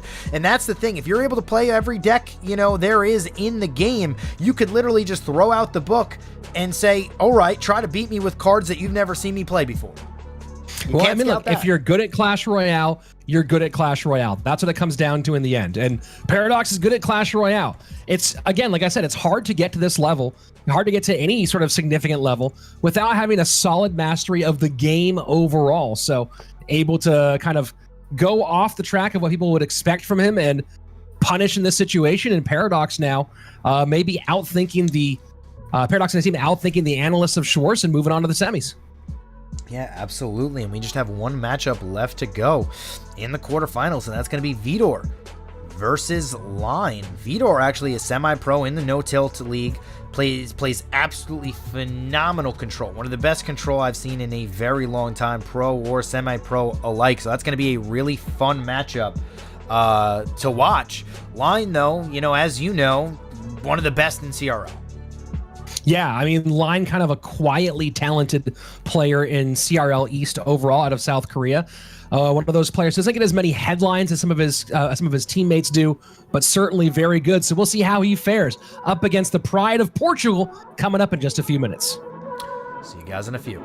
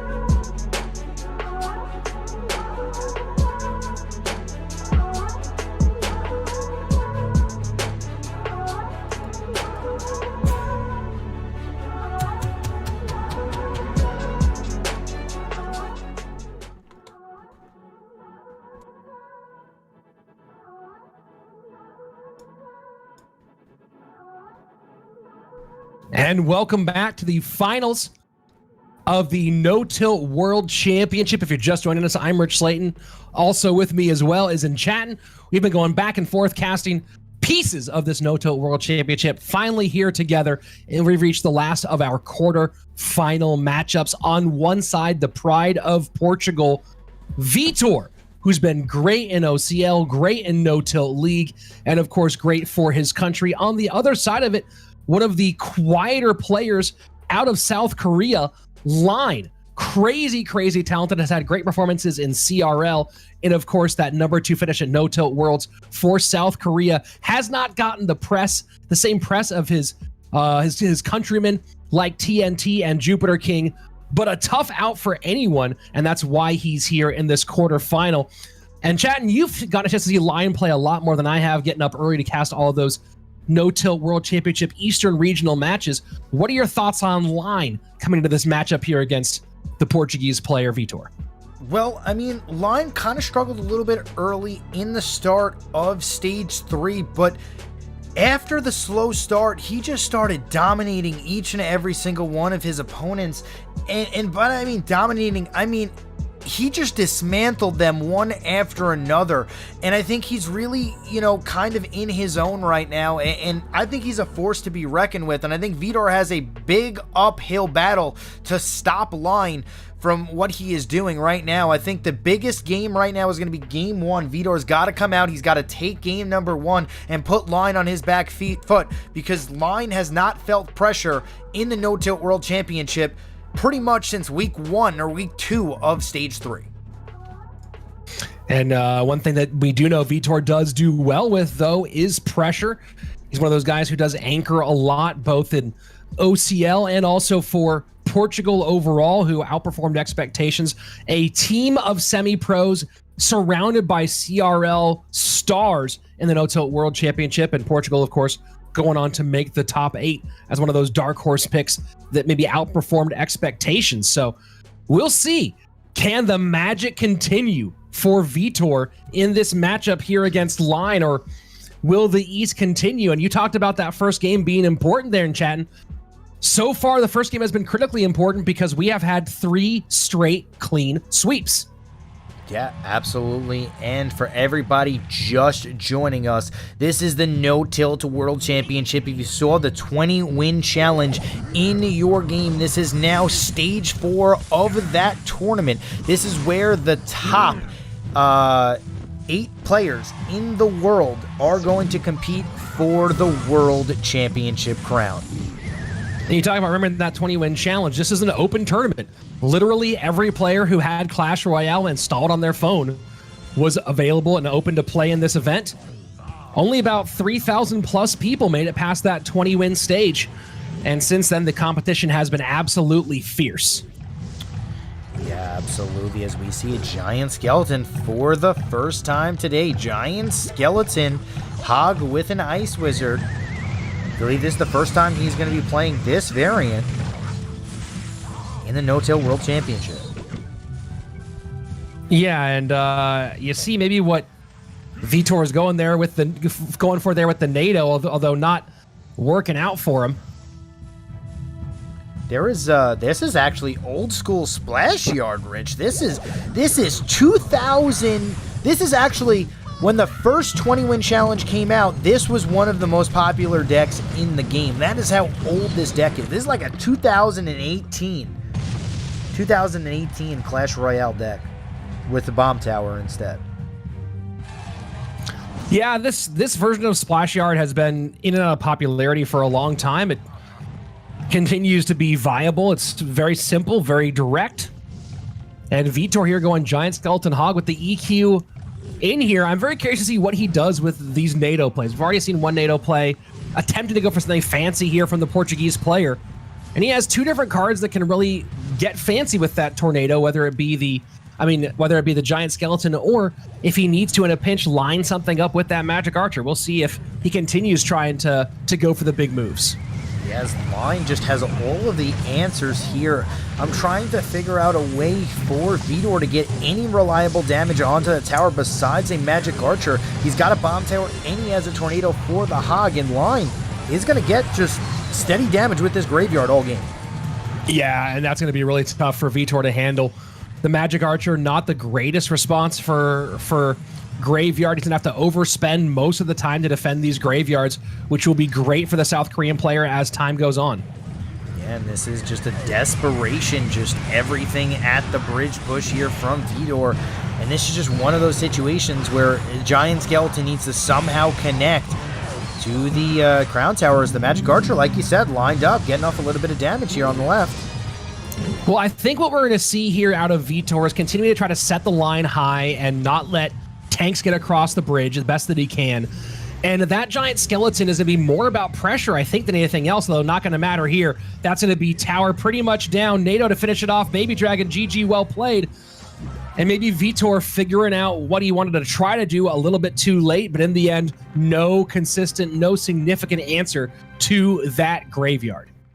Yeah, just Line just had the better deck there. I just didn't see a way. Like I was saying earlier, there's just, I mean, you drop a Hog Rider to get your reliable damage.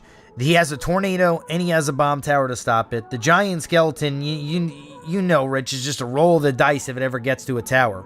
And just Line controlled that perfectly. And, you know, when you're playing a graveyard deck, you could afford to just play defense all game. You could be like, you know what, I'm never going to throw out my graveyard. I don't need to. I'll throw it out when you overcommit.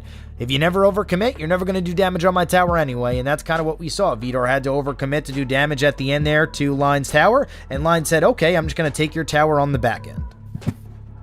Yeah, I mean, a tough situation all the way around for Vitor in this one. Line taking game number one. Game number one has been the all-important game of this grand finals so far. 3 clean sweeps. Can Line make it 4 sweeps in a row? A quick morning here potentially at the No Tilt World Championship Grand Final. Yeah, absolutely. And here we go, game 2. Let's see if Vitor can break the mold. Right now we have a mold, Rich. We know exactly what's going to happen. Somebody wins game 1, they win game 2 and game 3. Can Vitor be able to take game 2 and kind of just stop the train of clean sweeps that's been going on today? Well, Vitor certainly has the talent to do it. 7.8K player with lots of experience competitively, especially over the last year and change so far.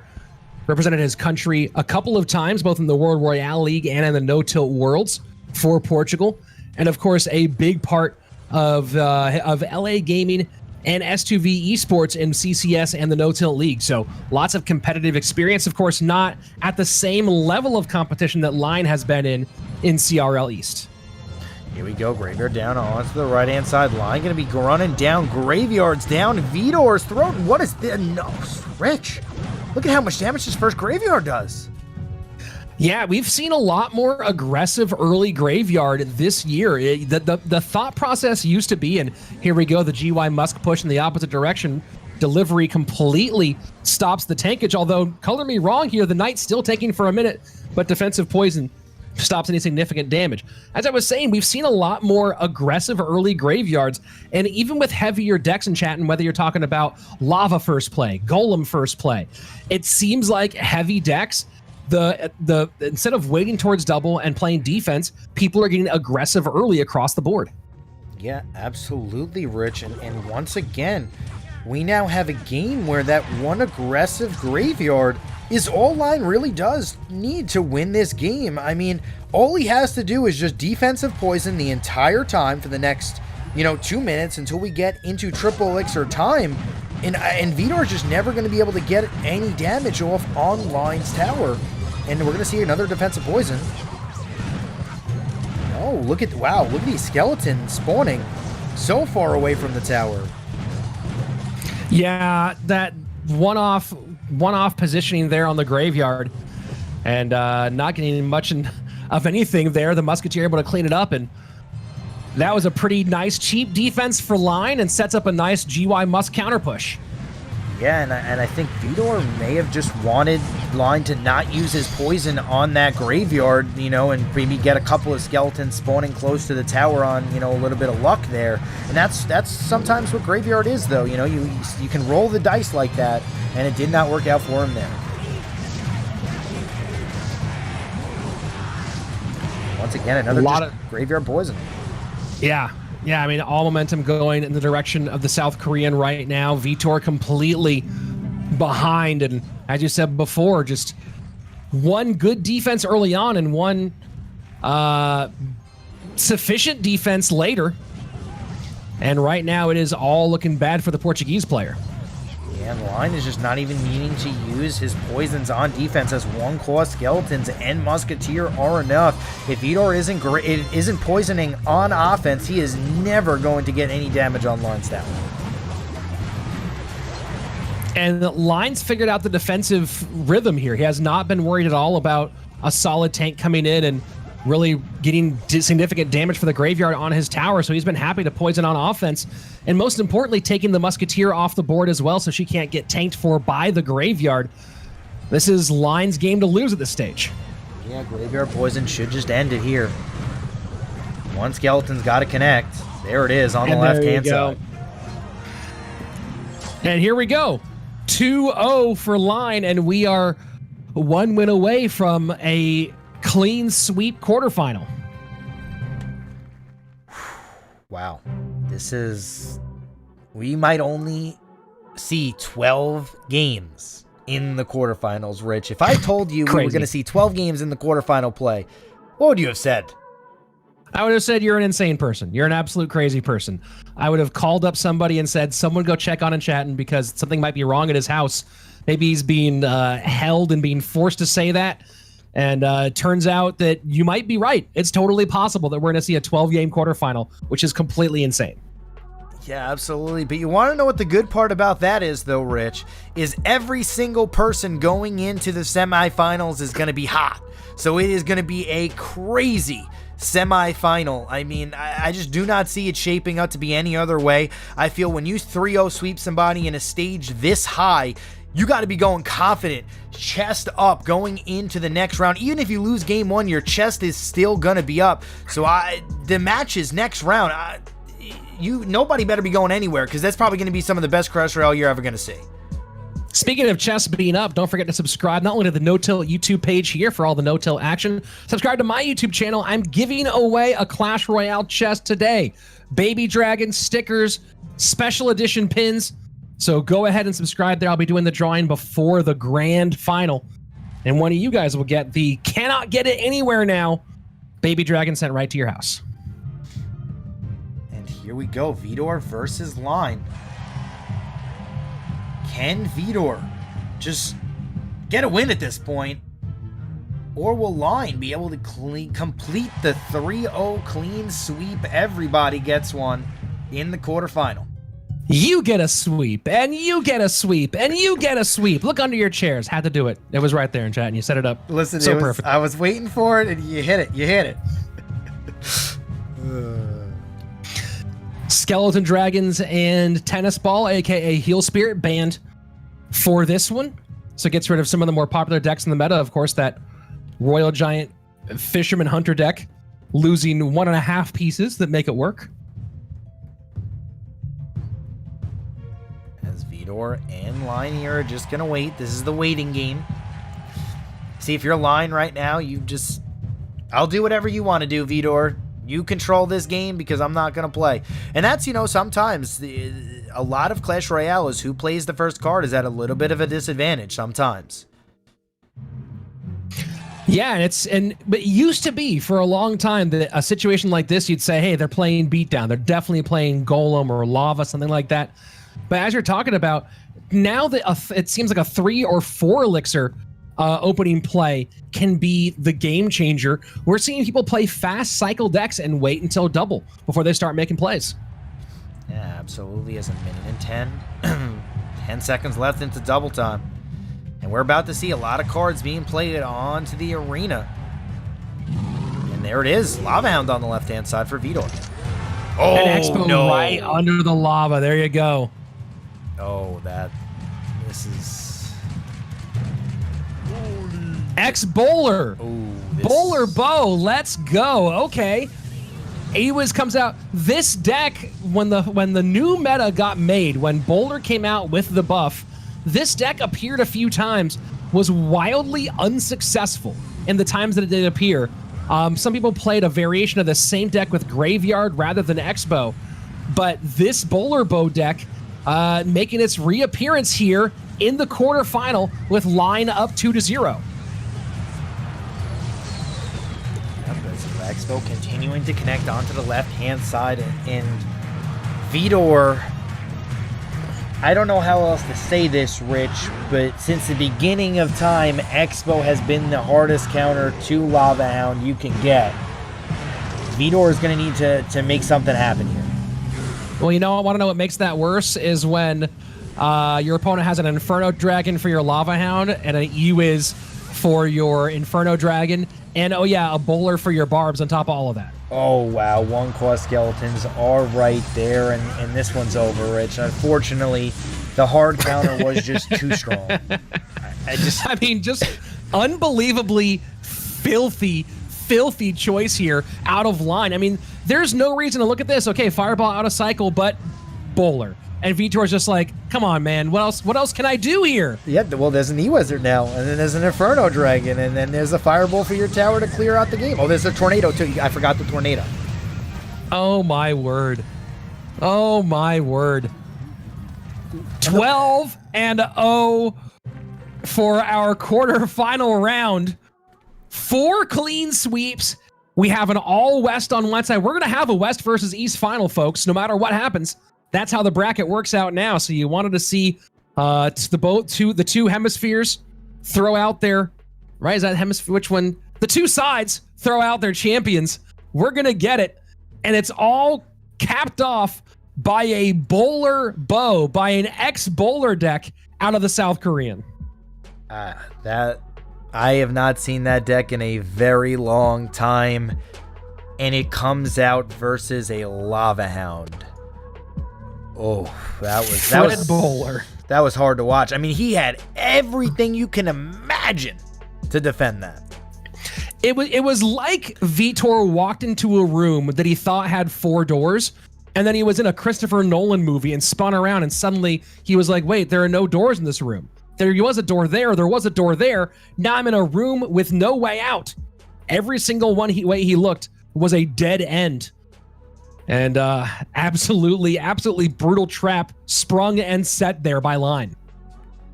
And then it's going to be, we're just watching the replays of what happened. Graveyard Poison was enough to take game 2 and then game 3. There really isn't much to say about this one, Rich. Other than oh my word. This was my favorite part of the whole game right here. Is Vitor's like, oh, Fireball's out of cycle. I'll play Barbs. And then there's a Bowler who just says no to the Barbs. And oh yeah, the E-Wiz stops your balloon. And then it's like, oh wait, I'm about to get a shot. No, Tornado. That might be one of the most brutal situations I have ever seen in casting Clash Royale. Just unbelievably brutal. I have to, you gotta feel for Vitor in that one. I mean, he must have felt like, when you're trying to run away from something in a dream and your legs won't move? That had to be what that felt like for Vitor in that situation. Yeah, I mean, there was just no way. Looking at those two decks, there is just no way you were going to be able to win, and just the right deck at the right time for line is going to advance him on to the semifinals, as we are looking on the screen right now. Boss versus Airsurfer Paradox versus Line for the semifinals. East versus West grand final will happen. And I mean, you couldn't have lined it up any better. Yeah, I mean, and great play on words there. Couldn't have lined it up any better there for Paradox. So we'll see how those two guys match up. And on the other side, Boss and Airsurfer, the old school versus the new school, you might say, in terms of American talent on that left-hand side of the bracket. Very excited to see those two guys go head-to-head. And it's going to be curious to see whether Boss goes to the well one more time with Goblin Giant Sparky, or whether he takes the advantage of having protected his deck pool and pulls out some new tricks in the semis. Yeah, it's going to be a very interesting semifinals here, as we saw clean sweeps from everybody. Everybody going into these semifinals probably will not be that nervous. If you 3-0 clean sweep your opponent in a quarterfinal matchup where there's 8 players left out of the tens of millions, every single person that had a Clash Royale installed on their device that was level, 7 or 8 or level 8 could compete in this tournament. And there are now 4. Boss, Airsurfer, Paradox, and Line left to go. And you got to think of that. A lot of the hard part's been done here so far, and of course, all the players getting ready for our semis. Yes, the semis and finals are happening today, folks. We're going all the way to crown a champion who will take home almost $15,000 in the end. $14,500 the total winnings for the champion once they get that $10,000 first place prize plus the money that they've earned along the way. But you got to feel like I feel like there's less pressure here in the semis than there will be in the finals, right? The semis, you feel like you've gotten to the top 4, you're in a pretty good spot. I think that all these players will play loose in the semis, and the question will be how loose can they feel once they get to the final, and they're playing to either be the champion or the person who lost the champion. Yeah, absolutely. And I think this is a pretty big semifinals as well, because let's just say hypothetically, one of these, 4 players clean sweep their opponent, go into the final 6-0. That is the position you want to be in, Rich, because you will not fear anything at that point. You will go in there, you will just be relaxed, you'll be calm. It's kind of like one of those things like, all right, I'm playing great today, nobody can stop me. It's like, kind of one of those, immovable objects at that point. Well, I mean, the big thing is also about how much of their deck pool they've burned through at that point. You play 5 games in a best of 5 match, you potentially burn through 2 more of the decks you've prepared for this overall event. And you do have to prepare for 3 best of 5s, right? That's a lot of lift getting ready for this, not to mention some of these players having CRL matches over this weekend for those playing in the East. So the amount of deck prep that's had to go into this one, I do give a slight advantage in that regard to Airsurfer and Paradox in these matchups, just because they might have a little bit more information on what decks, specifically Boss and Line, have been prepping this weekend, because how many more can they add between CRL East and the No Tilt World Championship? So guys, we'll find out in a few minutes. Be back in just a couple with our first semifinal at the No Tilt World Championship.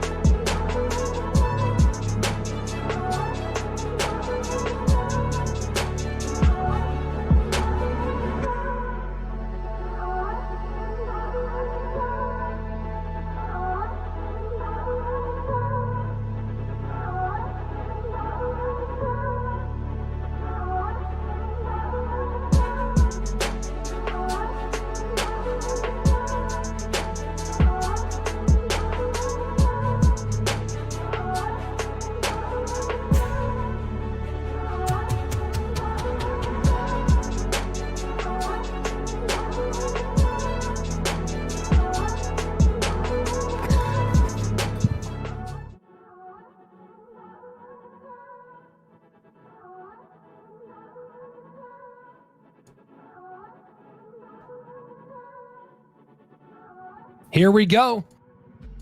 Our first of our two semifinals for the No-Tilt World Championship. Pride on the line, money on the line, bragging rights on the line. And wow, here we are on one side, an all-American battle. Boss and airsurfer on the other side. Paradox, the Russian, up against the South Korean line. We will have a West versus East grand final, but first, two more matches to get us there. Enchantin, it's been so far 12-0. Is there any way that this sweep city continues?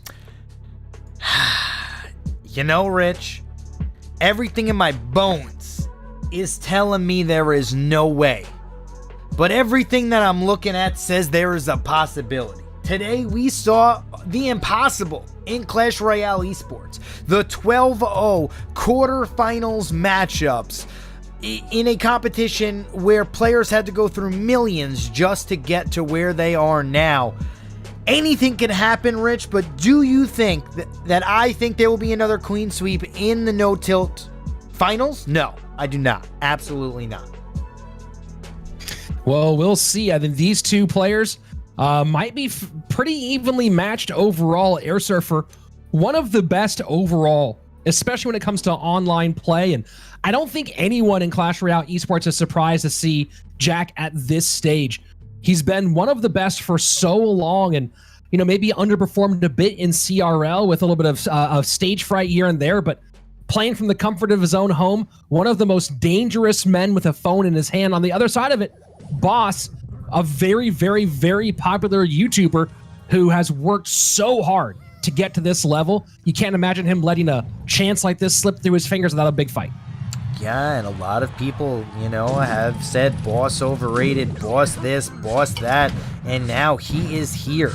Top 4 in the world, proving everybody that he is here to stay. And, that's just what it is, and this is where champions are born. This is where legends are made. We saw in 2017 Sergio Ramos become the world champion. And now in 2020, we are going to see another world champion in Clash Royale. And doing it without playing a ton of Sparky. You can see some of the Boss fans annoyed with the Sparky ban. Of course, airsurfer saying, hey man, I'm just not giving you that. I'm not letting you have that opportunity. But Boss has done a lot of the work to get to this stage without relying on Sparky. So showing depth that maybe some of his critics didn't believe that he had coming into this event. Yeah, and Boss, other than Sparky, he loves the Hogs. He loves an RG. So I assume we're going to see some RG. We're going to see some Hogs in this matchup. It's just depending on when. Boss went to his comfort picks in Game 2 and Game 3 versus AUK. Let's see when he starts going to his comfort in this matchup versus airsurfer. Bans are Sparky and Graveyard. So for those of you who are not used to Clash Royale esports, both of the players throughout this event, whether it was the quarterfinals we already saw or the remaining 3 matches, they submit their ban blindly, meaning they don't know what their opponent's banning. They submit their blind ban before the match, only finding out their opponent's ban once they are both submitted. And that is a global ban, meaning neither player can play Sparky or Graveyard for the entirety of this best of 5. Yeah, and right here, Boss kind of countered a little bit into this matchup with the Barb Hut versus the Giant. Let's see how he's going to play this throughout as airsurfer. Run this Barb Hut. Potentially, is this, I would assume it's Ram Rider or Royal Hogs. Yeah, I mean, it feels more like Royal Hogs with the pieces that you have here, but, could be Ram Rider, obviously. And Miner goes right to the Musketeer. Heal Spirit, though, keeps the Muskie alive just a little bit longer. Barb Barrel not quite able to save the cannon carrier, so here we are going into sudden death overtime. Lead right now, mildly for Boss, but those Skeleton Dragon belches will take it over for Airsurfer as we go to our final 2 minutes of play. Yeah, 2 minutes left to go as the Fisherman Giants start pushing onto the right-hand side here. Musketeer, Heal Spirit is going to get out just in time, and the Muskie staying at full HP. And there you go. Royal Hogs into the left-hand side. right into a Hunter. One bat does go back to help. Going to be a sizable chunk on that left-hand tower.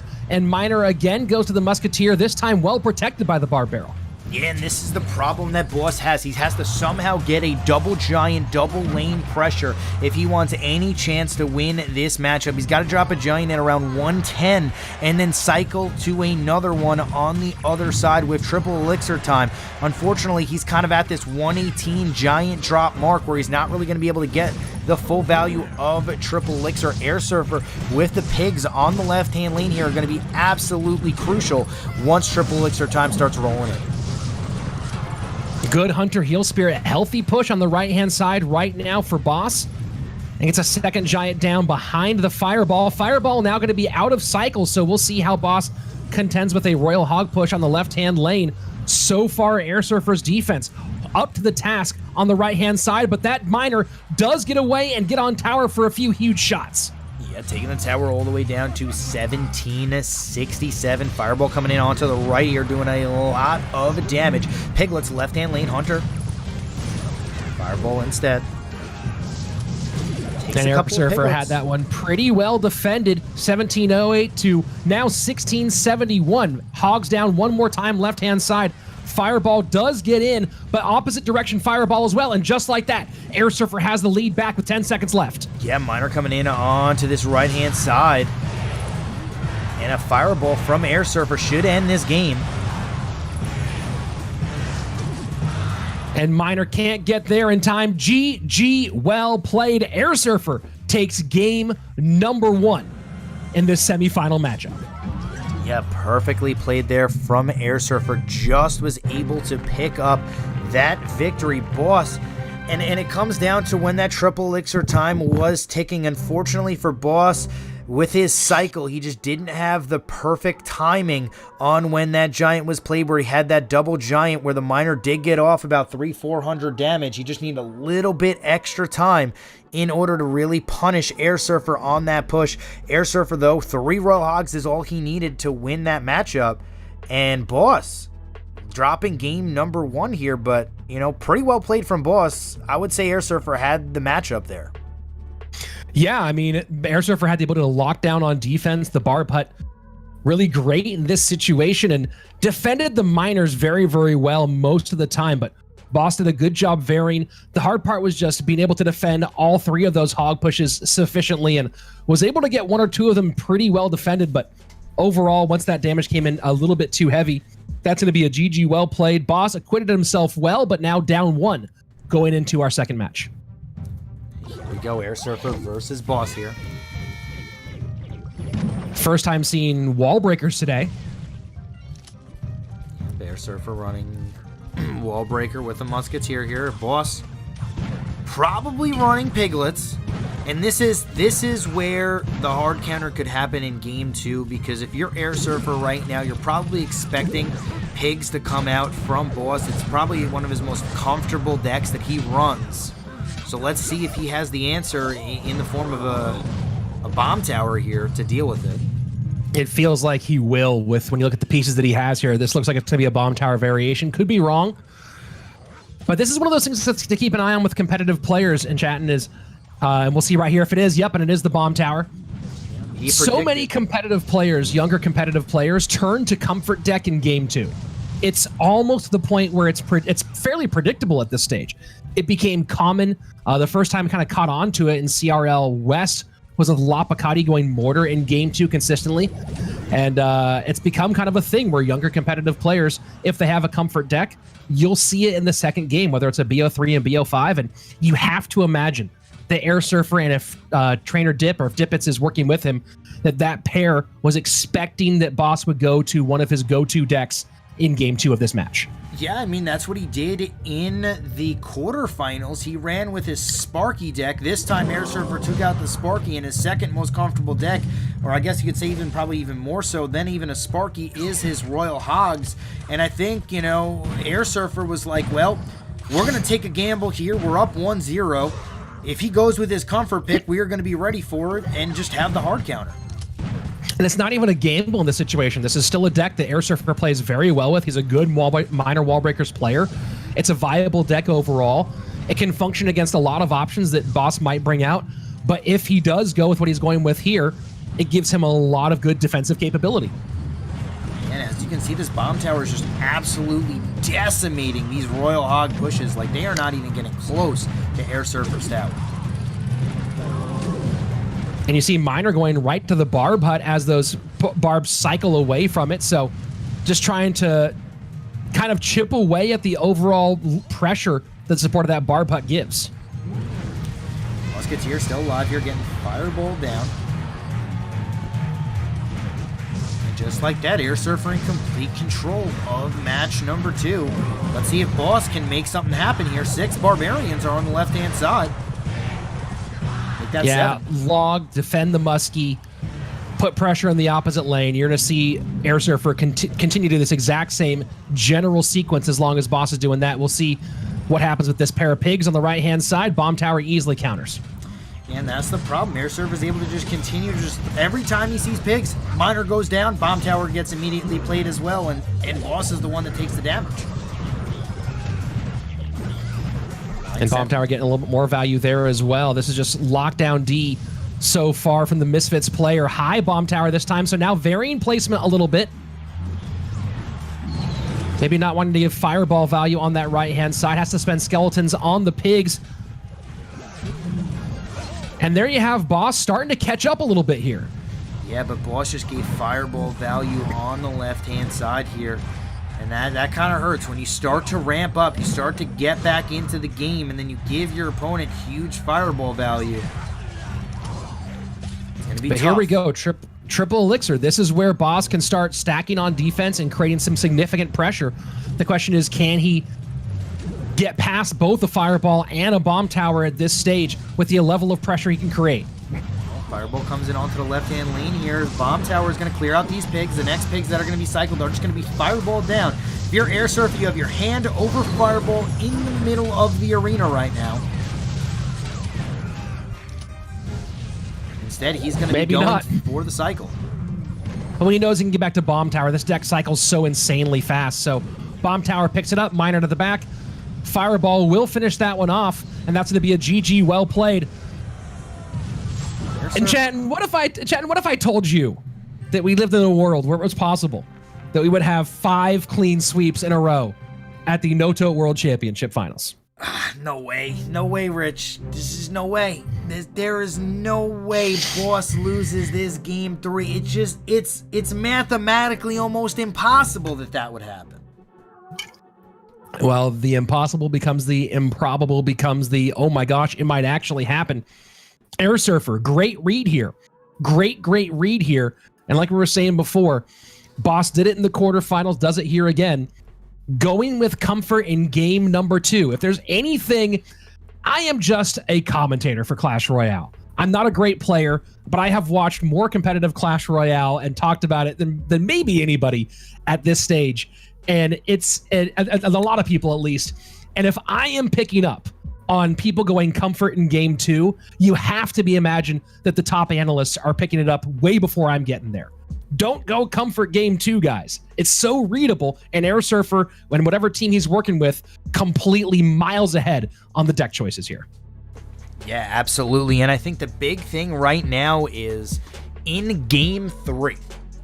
Boss is probably bringing out RG here, and I assume airsurfer is going to go all in on an RG defense.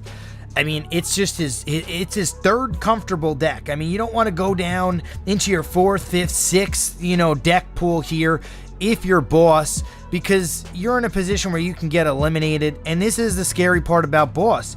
It's, do you run Royal Hogs again? Do you run an RG, which probably is expected? Or do you just go with something that you're not 100% comfortable with and then question it if you lose with it? If I'm Boss, I go to TV Royale and just pick something that can't be predicted. And airsurfer may be going Expo here. He went 3.0 twice the other day. Fireball right-hand side here. And then once again, you see another Piglets combination from Boss. Okay, so he went with comfort again in game 3. Got a good chunk early on here. saw the fireball wasn't going to be available, so wrecked shop on the right-hand side. Boss now getting on the board here with his first super significant shot. Yeah, getting off a lot of damage there on his first push. Airsurfer kind of struggled a little bit there and on defense. So we saw the same, I believe this is the Ram Rider deck that we saw earlier today.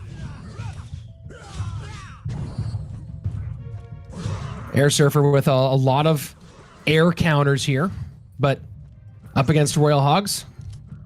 Yeah, interesting deck choice here from Airsurfer.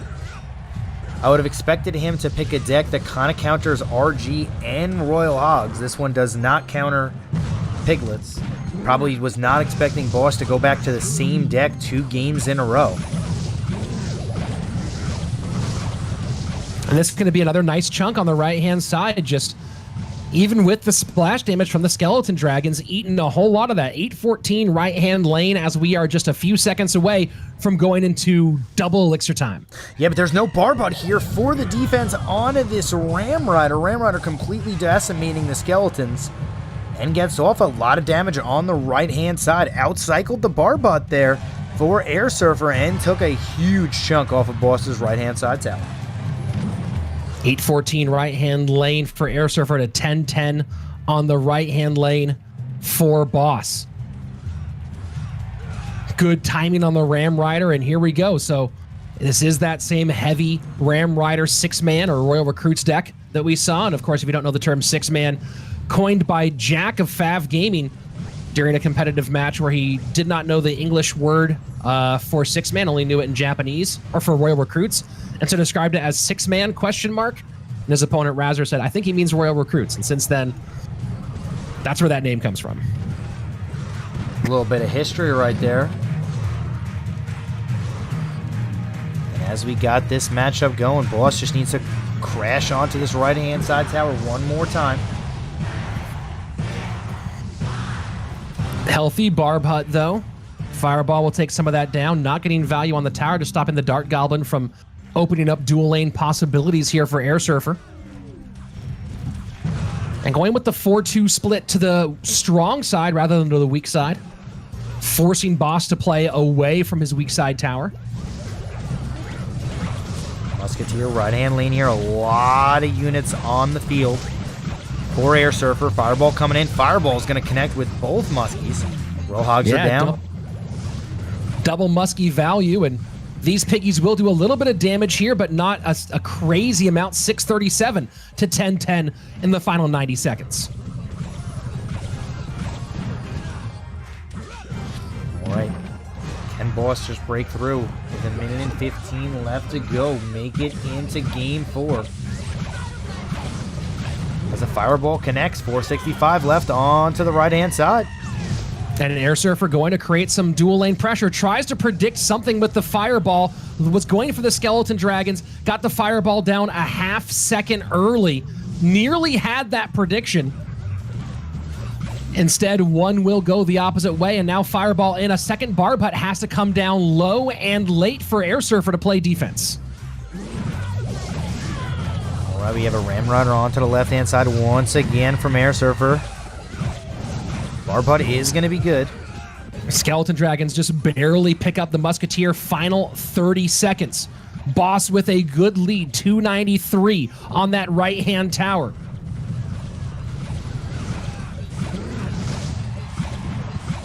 Can Airsurfer find a way through here at the end? Barb Hut, you know, Boss just has that ready for the Ram Rider the second it comes through. Can just sit back and defend at this stage.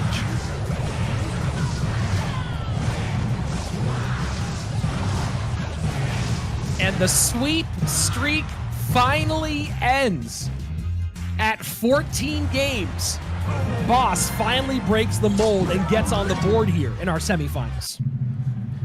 Yeah, well played there. I mean, Rich, it was starting to get a little crazy with all of the sweeps, the clean sweeps that were going on in the No Tilt World Championship. Boss finally being able to break the mold here.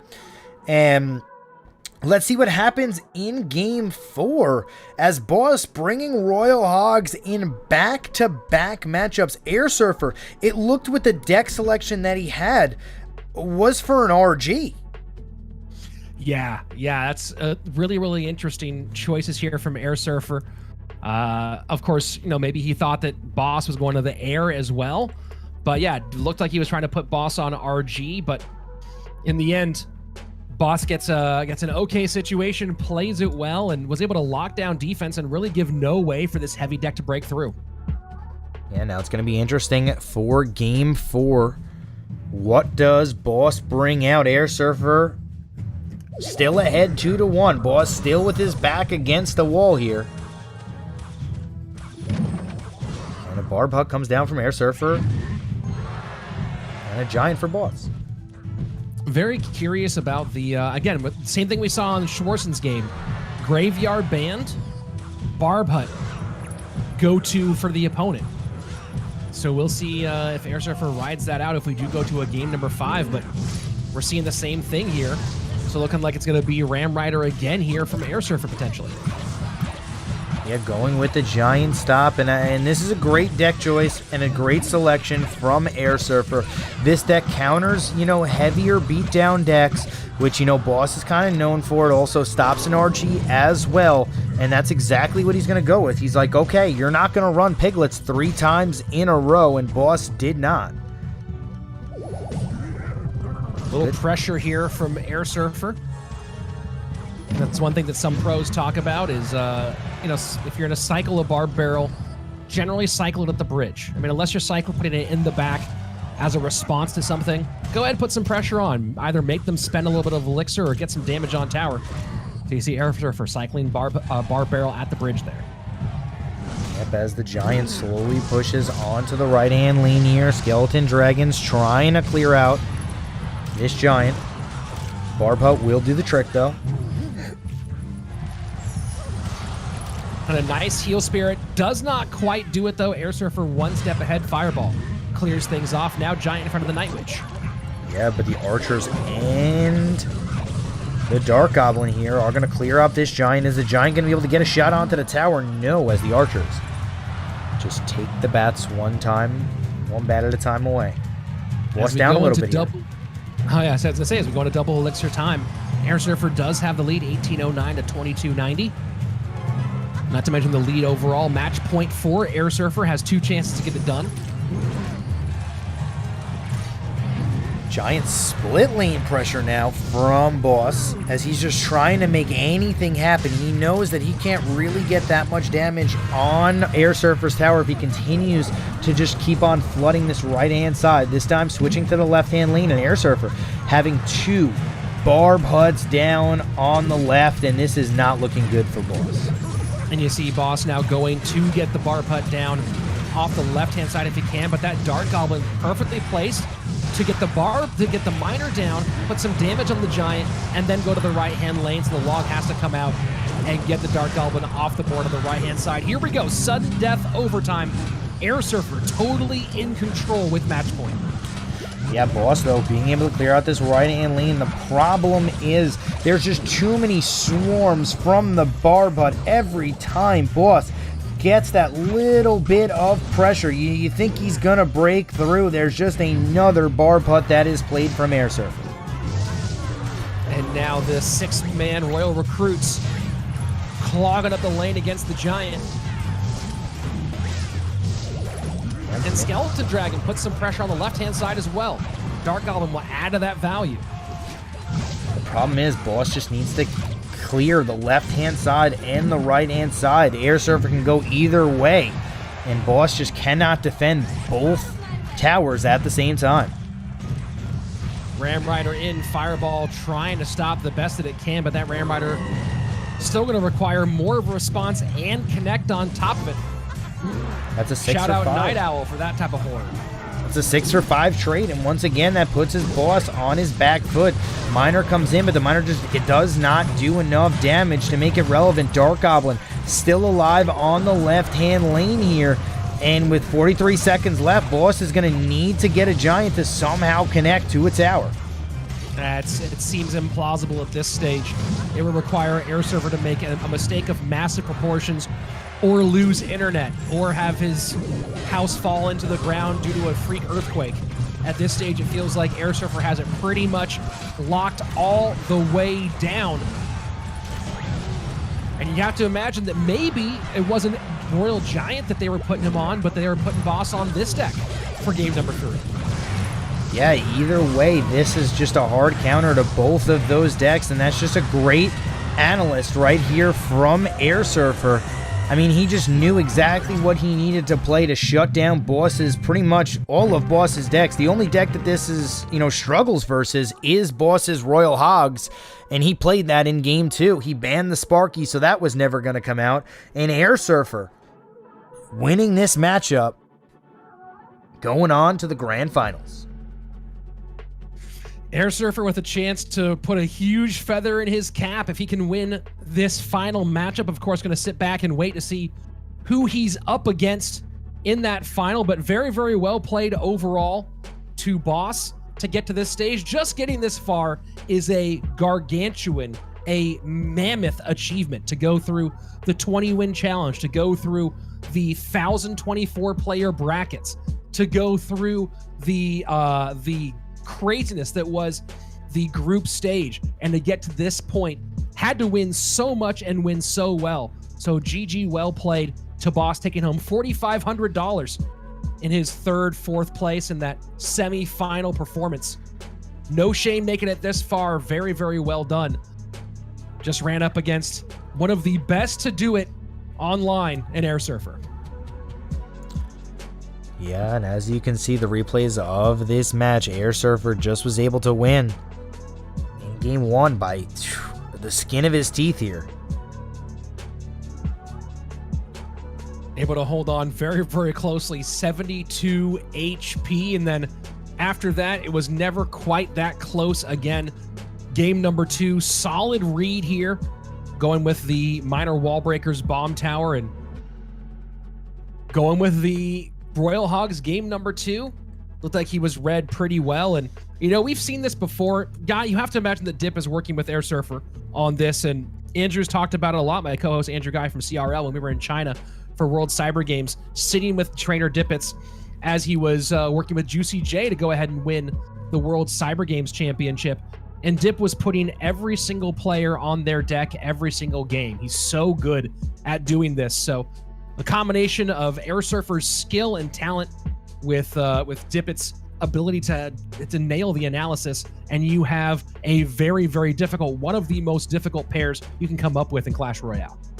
Yeah, no, you saw it there. I mean, game number 3, airsurfer, chose wrong, but at the same time, he was just waiting for Boss to play this deck. That's what happens when you go up 2-0, Rich, is you can afford to be like, okay, I'm going to play a deck that counters your top, 2 out of your top 4 decks. I already banned one of them.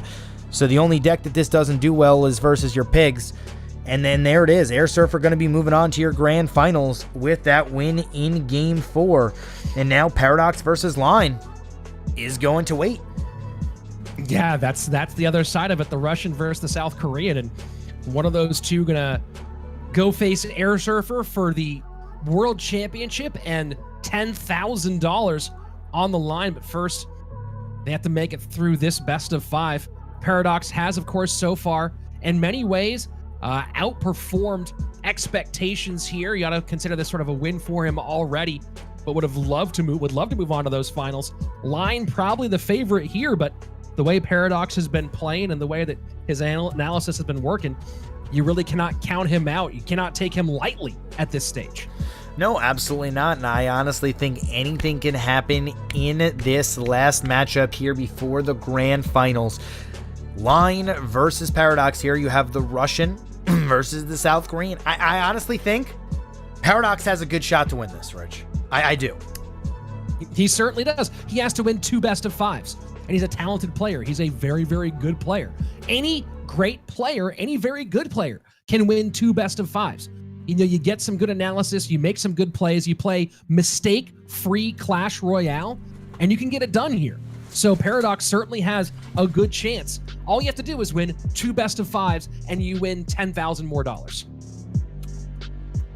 Yeah, absolutely. As we have Line coming out here versus Paradox.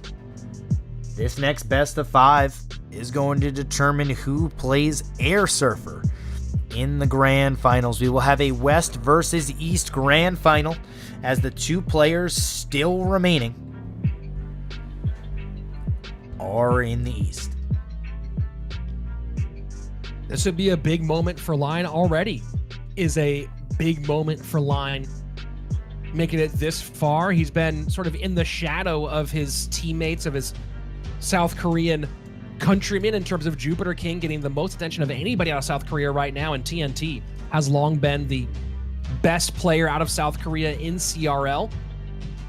But Line with another chance here. I'll tell you what, I don't know what the next tournament is that South Korea is going to enter in their lineup, but I am frightened by the prospect of any team having to go up against Jupiter King, TNT, and Line on the same roster. Yeah, that's 3 Goliaths in one team, and that's just something that is going to be really difficult to beat. Not many countries have 3 Goliaths. I can maybe name 2 other countries that might be able to deal with that, but South Korea, like you said, I believe they finished 2nd in No Tilt World, so I mean, they are one of the best teams out there for sure as far as countries are concerned. Came in just behind China in that No Tilt World and the No Tilt Worlds back in the late winter, early spring, and had a phenomenal run. Of course, Jupiter King was brilliant throughout that one. But now you add in the long-term accomplishments of TNT and CRL, the run of 2020 that Jupiter King's had, and Line with a good shot here at making the final. A win here would make South Korea one of the major powerhouses of Clash Royale this year. And don't forget Expo Master, of course. A lot of talent out of South Korea. And here we go. The match we've been waiting for, Paradox versus Line. Minor wall breakers both directions here. There was a time when minor wall breaker versus minor wall breaker pretty much was the competitive meta. Especially back in the fall of 2019. Haven't seen that as much lately. We got a Valkyrie here for Line. Interesting Valkyrie. Normally a lot of people use the Valkyrie for the graveyard defense. Yeah, Valkyrie's been popping up a little bit more lately. We've seen Valkyrie kind of get mixed in as an alternative. Of course, Valkyrie and Knight both considered sort of alternatives to each other depending on what you're facing more. If you're facing more splash, you go Valk. If you're facing more single target need, then you go with the Knight. And so we're seeing them become a little bit more interchangeable in some of these deck constructions. Of course, Knight not typically part of this minor wall breakers deck.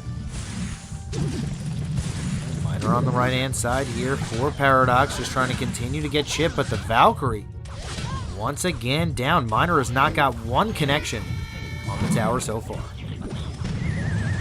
And going for the wall breaker kite there is Line defensively playing it, and then bomb tower behind. Final minute of regulation play, and so far no significant damage either direction. Line pitching a shutout. Paradox down to 22-46 in the left-hand lane. Yeah, just a little bit of chip here, a little bit of chip there. Bomb tower's going to come out, clear down the goblins. So you can see that, I was going to say, you can see this matchup is basically a mirror except for the difference of the Knight versus the Valkyrie. Yeah, and I would say the Valkyrie has the matchup here. The Knight has the matchup here being a quicker cycle card, but as you see, Line is just pummeling this right-hand side tower. Well, the Valk does give Line one extra response to the wall breakers that Paradox doesn't have, right? He has both the bomb tower and the Valkyrie, and you can see the Valkyrie cutting right on through here. That's going to be a GG well played on the right-hand side. Yeah, Knight versus Valk, you take Knight, but Valk versus wall breakers or Knight versus wall breakers, you take Valk, and 2 different defensive options. Line able to shut it down here in game 1. Yeah, Paradox just struggling a little bit to get anything going there. I think Line just shutting down the first 2 miners of that match may have gotten to Paradox a little bit there, as Line was able to just continue to flood that right-hand lane over and over again, get the breakthrough, and take game number 1. Yeah, very, very big difference. You can see Line playing one more bomb tower than Paradox, and even though despite the faster cycle, and again, I got to think a big part of that was that Paradox just felt a little bit more stretched thin trying to play defense than Line did. Line felt like, it looked like Line never really had a situation where he didn't have the answer he wanted in hand, and Paradox on the opposite side of it seemed like he was maybe out of sorts often with the pushes coming in from Line. Yes, as we just wait for an eager game 2. Paradox has been running a lot of different decks lately. Pretty unpredictable as far as deck selection is concerned. Running another Knight here. Miner into the back and easy King Tower activation there. Maybe Line going a little aggressive there with that Miner to open up. Just like that, the King Tower is already activated versus, you know, a Miner chip with a Bandit, and just like that, Paradox has a pretty decent advantage to start this out. So Paradox just running it back one more time. And Line cycling Pekka to the right-hand lane. First minute away, and Paradox with the damage advantage and the King Tower activation. Going to significantly reduce that Miner damage unless it's played to the safe spot, which in that case is much more catchable. Let's see how he's going to deal with these Pekkas. Rocket. I mean, that's one way to deal with the Pekka. Going to end up behind by about an elixir and a half is Paradox. So we'll see if Line can take advantage of that one as we get into the midway point of regulation time. Yeah, Paradox, all he needs to do is defend, defend, defend, get a couple of chips with his Miner here and there, and then get to triple elixir time where you could just rocket cycle Line out. You see some smart play there, and Ewis has to come down, a little over expenditure on Line side. We'll see if any sort of counter push comes from it. You see the smart play from Line on the right-hand side. King Tower already activated, goes Miner to the inside, knowing that Paradox will probably try to catch to the outside and forcing the extra one elixir expenditure, try to get an advantage out of there if he can. Yeah, and Paradox is just playing this beautifully, knowing all he has to do is keep on flooding the left and the right-hand side. Don't let a Pekka come down, and when the Pekka does come down, I expect a rocket on defense once again from Paradox here. It's really his best way to shut down this this Pekka if there is something else behind it. All right, looks like it's just going to be a Pekka here. Don't need a rocket just for that. Yeah, Skeletons will easily control that. Log not coming in to clear anything off, and a good kite there from the wall breakers. And that's kind of just a waste of 7 elixir. This is a really interesting back and forth here, chat. Yeah, who's going to be able to break through? And the later this game goes like this, Paradox is okay with it. Rocket just out-cycles Poison at the end as far as tower damage is concerned. Bomb tower high to pick up the Baby Dragon and work on the Miner. 1918 to 1873 as we go into sudden death. You can see the early skeleton surround on the back end there from Line to pick up the Miner. Pretty close game right now. Minute 35 left to go. Baby Dragon right hand side here. Let's see if Line tries to play a Pekka in the back kind of around now once he stops this push just to gain that pressure. So Paradox can't just straight rocket cycle him. Let's see if that's what he chooses to do. There it is. And decides to pressure into that same lane rather into the opposite lane here. So we'll see how that decision works out. Of course, it will create some frustration there up top. And the Line has mostly been very good against these Miners. It's one of the few he's actually missed at this stage in the game. And Knight comes down. Knight is going to be away from his tower, so the Baby Dragon cannot splash on, and there it is. The rockets are starting to cycle. Too. Line. That's a lot of health coming off of that Pekka from that rocket. A little bit of a mistake there from Line. Good catch there on the Miner with the skeletons. Those are going to be so necessary for Line in this stage. Rocket cycle coming in. Miner to the back. And we're going to see Line just get crazy with some of these minor cycles here. He has to try to beat out this rocket. We'll see if he has any chance of it. 690, 644 to 797. Minor goes to the inside corner one more time. Bomb tower high. That NATO expenditure is good for Line here in these final moments. Oh no! Oh no! Oh! He lets the Knight connect, lets it connect twice. Rocket in. Oh my word, 18 HP. Paradox takes the win in game 2. Wow, I think Line just forgot the Knight existed. That was the difference in the game, Rich. Oh my gosh, was that 2 Knight shots that came in on the left-hand side? Yeah, I think it was. Unbelievable. Knight just going for a long walk right to the tower. GG, well played. We're tied up after 2. Yeah, no, I mean, that was perfectly played by Line. He only lost the game because he had a P.E.K.K.A in his deck. The P.E.K.K.A just never really got him value at all in the game. It's just too heavy for Paradox's just slow, quick cycle. And Paradox, I mean, held on and won that game. I don't know how that Knight connected, but it did.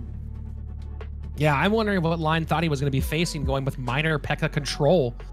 And I mean, who's playing minor P.E.K.K.A poison right now? It's kind of crazy. You have to wonder what he was putting Paradox on in this situation to go with that choice. Either maybe RG. It shuts RG down. Yeah.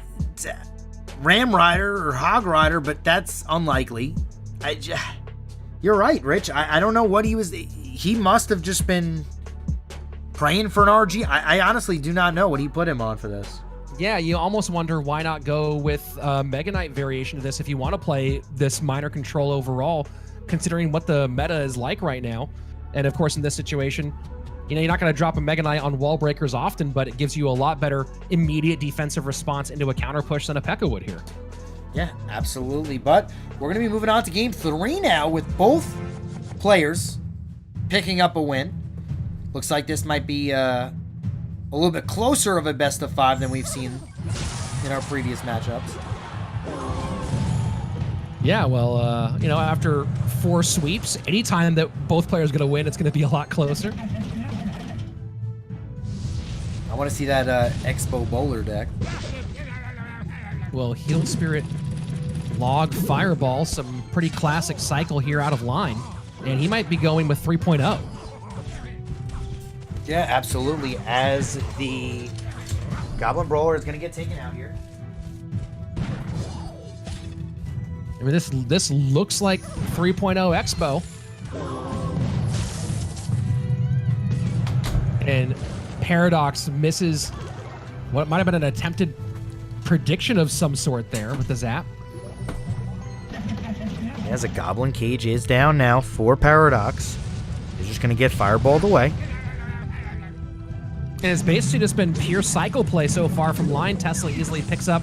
Nice minor there to predict the Tesla. Knew that was coming.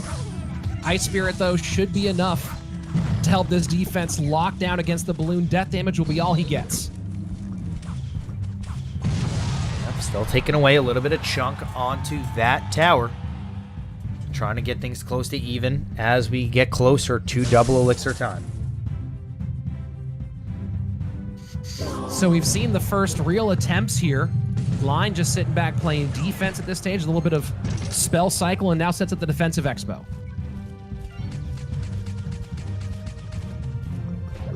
Mega Knight and Musketeer here for Paradox. Can he break through? Well, minor Mega Knight go all over that Expo, and now Mega Knight might have enough. No, gonna die here on the Vine. Double elixir time now flowing. 3.0 Expo against minor Loon with MK. MK is here. MK is just going to be cycled around the world here as the Tesla needs to come down here to pull the balloon. The balloon's going to go right to the King Tower here. Yeah, I am very, very curious about how Paradox does much of anything to get past the Expo Tesla combination. And now, of course, King Tower activation going to help out a little bit there. Yeah, he just needs to keep on dropping his expos right in this position, and the balloon will go to the King Tower each and every single time. Gotta take out the Tesla before you drop this balloon, otherwise the balloon is just gonna get kited here. And now Line sets up Expo left-hand lane. Mega Knight not quite there. Skeletons make just enough room for the cage to get down in time. Fireball does get the lock for the Expo.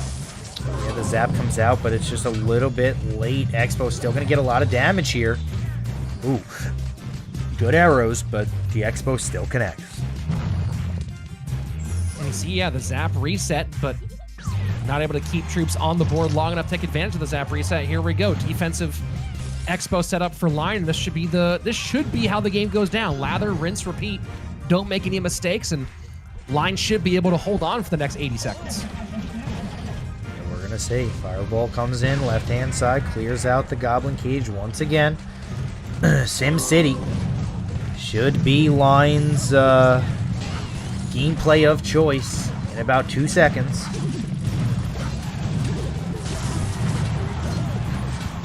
Oh, the balloon though, Rich! Wow, what? Okay, this just got interesting. Yeah, didn't help enough, and now Balloon's starting to pressure here, and that's a reasonably healthy Mega Knight. Arrows need to come down to close this out. There it is. Arrows are down. Miner getting off a little bit of damage, but just not enough. I mean, Fireball Log Cycle should be enough here for Line to hold on and get this win. I cannot imagine another Balloon getting through. And Miner not caught. Arrows, though. Oh my gosh, Balloon Tesla, Rich! Balloon snuck past, forced out the Fireball, and suddenly, just like that, Paradox in the lead. Miner goes to the inside, no catch gets in, 65 HP. Paradox looks like he's gonna take this one here. No. Unbelievable. No way, that just happened. Fireball trying to steal it, can't do it, arrows! Paradox takes game number 3. I'm in disbelief at what just happened, Rich. I'm beside myself. Absolutely beside myself. That balloon just getting right past. I want to see the replay there on that one. The balloon getting past the Tesla on tower, and Line must have been holding his head in his hands there. Wow, that just changes everything. When you being up 2-1 as opposed to being down 1-2 is like night and day, as Paradox just stole a game. There's really no other way to describe what just happened. That was crazy. That was absolutely crazy. All he had to do was defend that last balloon with a Tesla, and the Tesla never popped up. He just could not get the Tesla up. As the balloon connected, the dash damage was good on the left-hand lane. Yeah, I really wish we could go to the replay right now. I'll have to wait until the replay does get flown in on the back end. Maybe we'll see how far back it actually goes. And now Paradox with the advantage. Match point, 2 chances to send himself to the finals here, where Airsurfer is waiting in the wings to play for that $10,000 prize.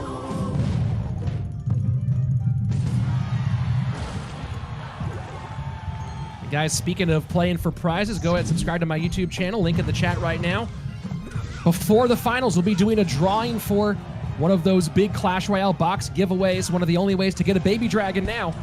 Baby Dragon stickers, pins, lots of fun stuff. I'll be picking for one of my subscribers before the finals. So go ahead and subscribe now.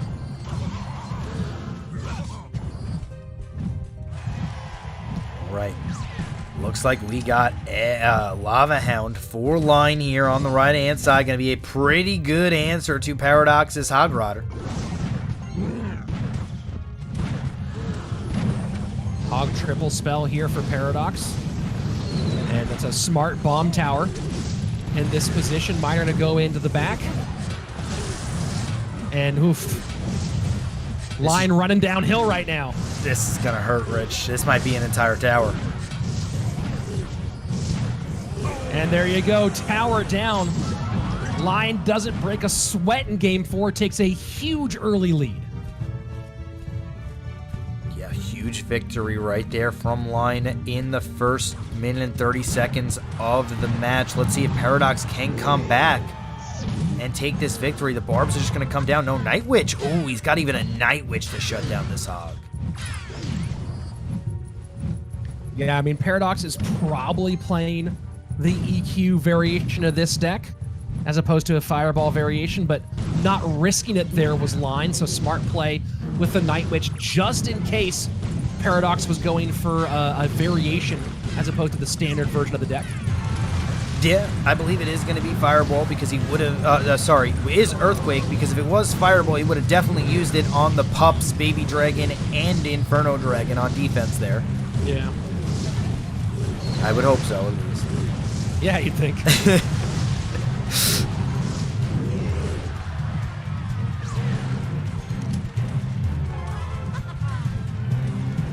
Musketeer left-hand lane here, but there's 30 seconds left, and Line has every advantage he needs. Barbarians not going to be played here. There is the Earthquake that we were talking about.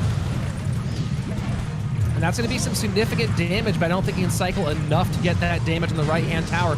Needs to play one more hog to stay alive in this game. I don't think staying alive is going to matter. There is an entire small army on the left-hand lane. So our first 5-game match comes in our semifinals. It only took us 6 matches to get here, but we are going to the 5th and final game between Line and Paradox. Yeah, absolutely great gameplay right there from Line. Paradox is still alive here in Game 5. Very much alive. We'll see if he can grab Game 5 and grab a share of that finals overall. This is a $50,000 prize pool on the line. Of course, both of these players have already earned $4,500 for their prize, making the top 4.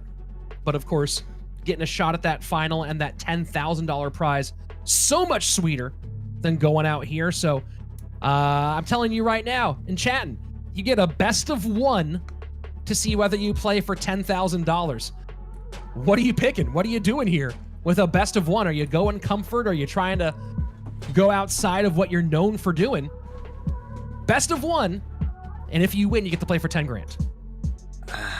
You know, Rich, if it was me, I would probably go comfort. The reason why is I would go comfort pick because I'm like, I want you to try to counter me, and I want you to play a deck that you're not comfortable with in order for me to win this matchup. I'm going comfort. I'm going Giant Graveyard. That's where I'm going.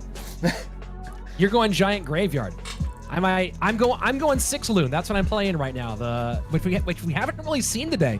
The Royal Recruits Lumberjack Balloon deck. Lumberjack Balloon. All right. Yeah, I've done a few different metas with Lumber Loon, and this one right now is my favorite. It's a whole lot of fun to play. So that's where I'm going. If I'm playing this one, we'll see if Line or Paradox go comfort, if they go outside of what they're known for playing and try to throw their opponent off. I mean, it's a lot riding on just one game, on just 3 to 5 minutes to decide whether you have a shot at the big money and the big glory. Forget the money here for a second. Think of the long-term impact of winning this event, right? Especially if you're a player like Paradox.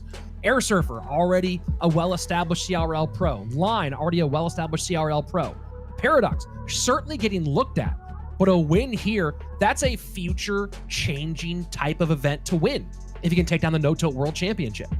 Yeah, I think that'll almost secure your spot on a CRL team if you're able to win this. I mean, it'd be hard for a Clash Royale League team to not take Paradox if he's able to win this championship, but it all comes down to here. It all comes down to a best of 1, Rich.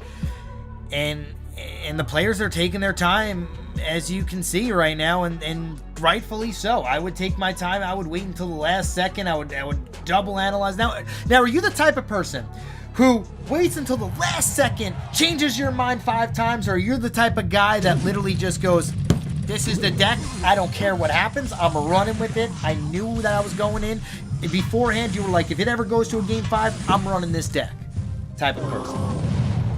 Oh boy.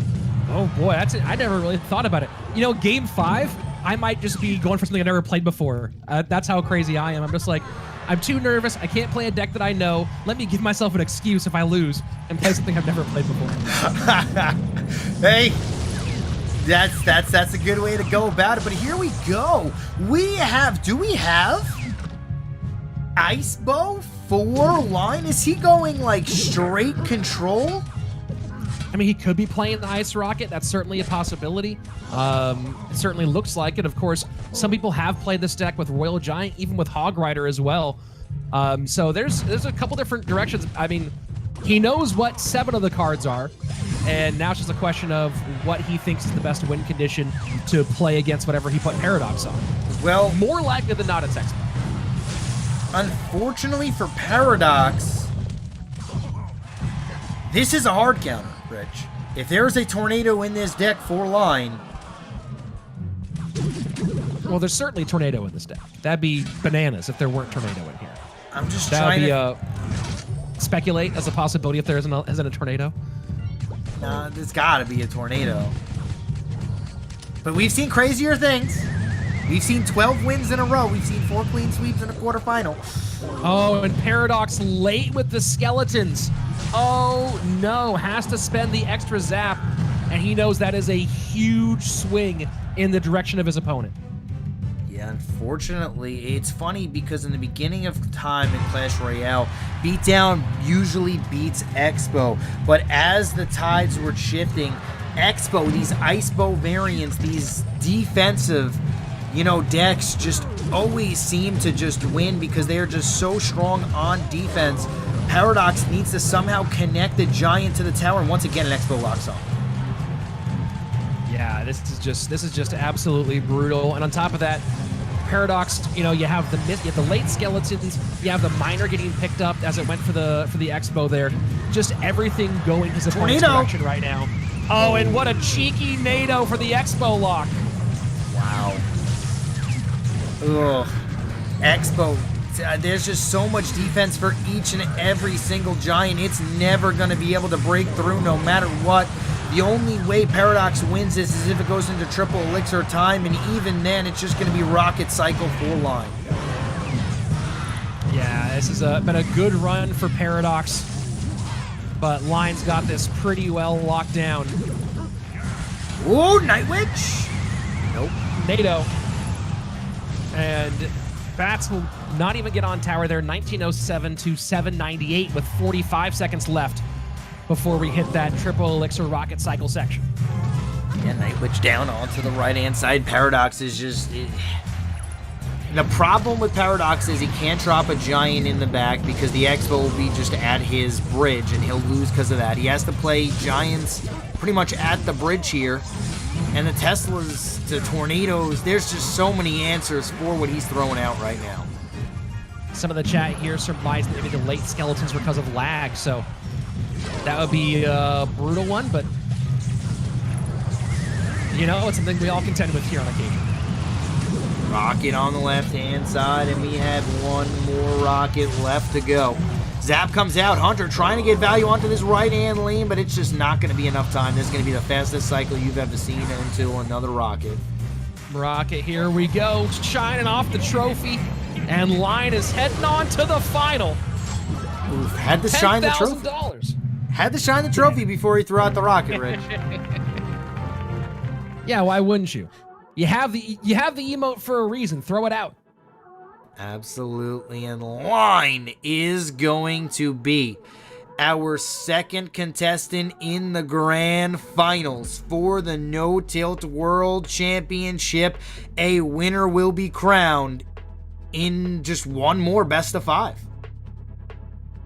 So congrats to Paradox for making it this far along. Gonna walk away with a nice little $4,500 prize for his semi-final performance, but walks away without the big prize, the big $10,000 championship, plus the notoriety of being the No Tilt World Champion, the solo Clash Royale champion of 2020. We'll be moving on to our grand final. Airsurfer in Line playing for that honor. Yeah, Absolutely, and this is going to be a crazy grand final. Airsurfer versus Line. East versus West. USA versus South Korea grand final in the No Tilt World Championship. And this was the first matchup where Line just had it pretty well locked down on both sides. You see the white flag version of the rocket being sent out by Paradox, knowing that Line just had the minor wall breakers completely locked down with the bomb tower and the Valkyrie. And then on to game number 2, where Line goes with minor P.E.K.K.A. poison, and this is the one where Paradox was able to get himself back on the board and even things up in game number 2. Yeah, absolutely. As the poison's down, poison just chipped away, but it just was not enough for the rocket of Paradox.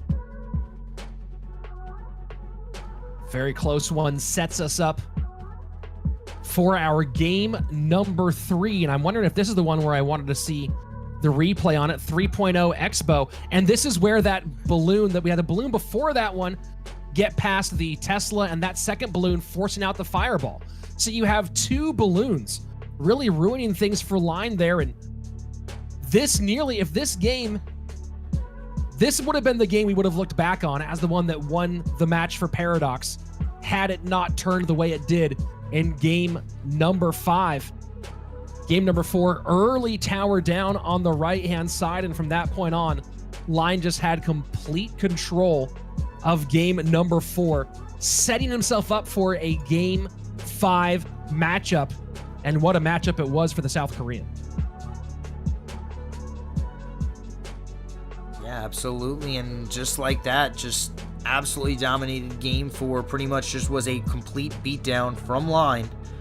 And then game 5, we all saw what happened. Just a really good deck selection there from Line, and was able to just clear out Paradox with the Expos. And here it is. Ice Bow. Yeah, Ice Rocket. And look, Line danced on this one a little bit. Pulled off some fancy moves, some fancy NATO work. And then, of course, a little bit of braggadocio there at the end when he knew he had it all done. Popping out the number 1 emote, polishing off the trophy as he sends the rocket away and punches his ticket to the final. And there it is. That's going to be our final contestant for the No Tilt World Championship Grand Finals. Airsurfer versus Line is going to be our remaining 2 players in the No Tilt World Championship. And Rich, it's been a crazy day of matches. It's been a crazy month of, let's just say, stage 2, stage 3, and now stage 4, and now just 2 players remain. And who do you got your money on, Rich? I mean, I have to support my countrymen. A guy I've been watching from CRL back into his days with TSM in the first season of CRL NA. I have to go with Airsurfer. Line's a phenomenal player. I gotta back my boy, though. I gotta back my countryman. And then you add in the great analysis that he has in his corner. I have to say, my pick is going to be Airsurfer in 4 or 5 games. That's what I'm picking here for this last one. All right. Not bad. You heard it here. Airsurfer in 4 to 5. 4 to 5. It's a bold prediction. But all right, 4 to 5. Airsurfer in 4 to 5. That's what's going to happen. For me, I am the most unbiased person you are ever going to meet. So I am not going to make a prediction on this. I never make predictions on who will win. Check his Twitter, folks. Check his Twitter. Check this man's receipts. Don't call me out like that, Rich. It's deleted already. Oh boy, guys, we made it here. From millions of players worldwide who tried to push their way through the 20-win challenge. Again, the hardest 20-win challenge by all accounts in the history of that event. Well, just over 3,000 made it to stage 2, played through the most insane of brackets, especially on the Western side where participation was insanely high. Had to go through 8 or 9 best of 3s just to get to those stage 2 semifinals. and get onto that next stage. And then from there, moving on to try to get through the craziness that was the group stage. Stage 3, the round robin. Top tier players on both sides. And now here we are down to the final 2. Best of 5 for this World Championship. Airsurfer and Line. Here we go. Yeah, Airsurfer, the American, versus Line, the Korean, who is going to become the world champion. Last World Championship, we had a United States versus Mexico and Sergio Ramos versus Music Master in 2017. Once again, the USA makes it to the grand finals. Can they change the script this time? We are about to find out game 1 of the grand finals. And look at that, Airsurfer banning Expo. Fascinating ban from the American. Bar putt also banned, so we will not be seeing this game get slowed all the way down to a snail's pace. All right. Skeleton barrel. Ooh, okay. E-Wizard is going to be the answer for the barrels here, as we have a musketeer and a mortar coming out here. All right, so this is this cheeky mortar deck. Really quick cycle. I believe it's lost today, correct? Did we see Mortar Skeleton Barrel earlier today? It's been such a journey so far. I'm not sure 100%. I think Benzel Ridel may have used it and lost with it.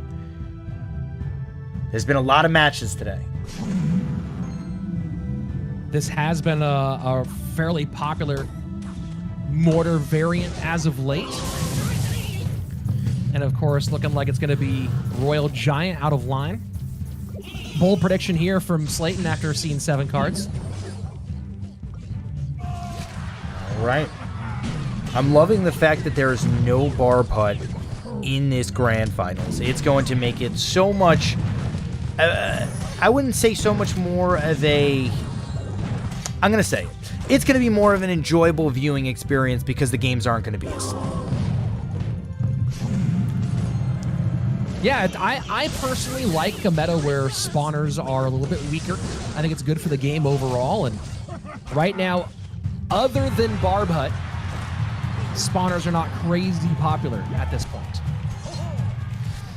All right, and here we go. Knight on the right-hand side, and we see the RG deck from Line. Usually whenever you see a Fisherman and a Hunter, it's usually followed by an RG. Sometimes it's Hogs. And there you go, Royal Giant low. As we go into double elixir time. A lot of single target damage here for Airsurfer. No specific tank killer. And that's going to be a big problem now as another RG is cycled all the way in the back here for Line. E-Wizard and Fisherman just trying to get as much value as possible. Skeleton. Barrel perfectly played right there by Line. All right, this is going to come down to, can Line survive for another 60 seconds and then get a double RG huge connection on Airsurfer's tower? That's the only way I see him winning here, and he's got to survive another 60 seconds. He can't really take any more damage on his tower. He needs to stop letting the Skeleton Barrel get drop damage. That's been the big problem here. Fireball. And that's a nice little log fireball cycle. Just a little chip here, a little chip there, Rich. That's just what the name of the game is right now for Airsurfer. And Airsurfer's got this one in pretty solid control. 90 seconds left. We'll see if Line tries to get an RG stack here or not. Yeah, I'm assuming an RG is going to be played in the back all the way. There it is. And does he worry about stopping death damage here? Yes, he does. Drop damage does not come in, but Fireball gets rid of that Hunter. Like you just mentioned, Rich, it's going to be all about the double RG stack here for Line. Can this do enough damage? That's the question. Fireball comes in. Fireball doesn't hit the Knight, though. Yeah, it seems like a couple little weird plays from Line. The Heal Spirit going off into no man's land. not supporting the push on that one. RG right-hand lane, but it might just be too little too late. Ace. And really certainly feels that way. 280 on the right-hand side. RG does get one shot. Second RG down here at the bridge. Okay, this is his last opportunity. 208 on that right-hand side. Final 15 seconds. And late heal spirit there, and it's over, Rich. Unfortunately, one more log will end it. Airsurfer picking up game number 1. Line, it looked like, kind of in that game, just didn't really know what he wanted to do for a good, like, 20 seconds there. The heal spirit kind of just went away for no reason. It kind of just went to the left-hand side. And I feel like Airsurfer just was in complete control all game, just slowly chipping down the tower. And that's going to be game 1 for Airsurfer. All the way locked down for the American in game number 1. The most popular archetype in the game right now, RG Fisherman Hunter. Not working out for Line in the first one. We'll see if he makes some sort of switch up or stays with this or goes with a different variant. What will Line do in game number 2? Remember, Barb Hut and Expo both banned. So you won't be seeing either one go to Expo. We've seen before. And of course, Barb Hut does open up lanes for decks like this Royal Giant one a bit more. Yeah, absolutely. I mean, Airsurfer was just like, you want to know what? The Barb Hut is out. Let's play a building still that, you know, has some pressure. Mortar was the right choice. It shuts down, you know, these RG cycle decks. And that's just a great pick from Airsurfer right there with the Barb Hut ban coming in from Line. Game number 2, current advantage going to the American, up by 1. We'll see if he can hold on. Musketeer onto the left-hand side here. Gonna get fireball down.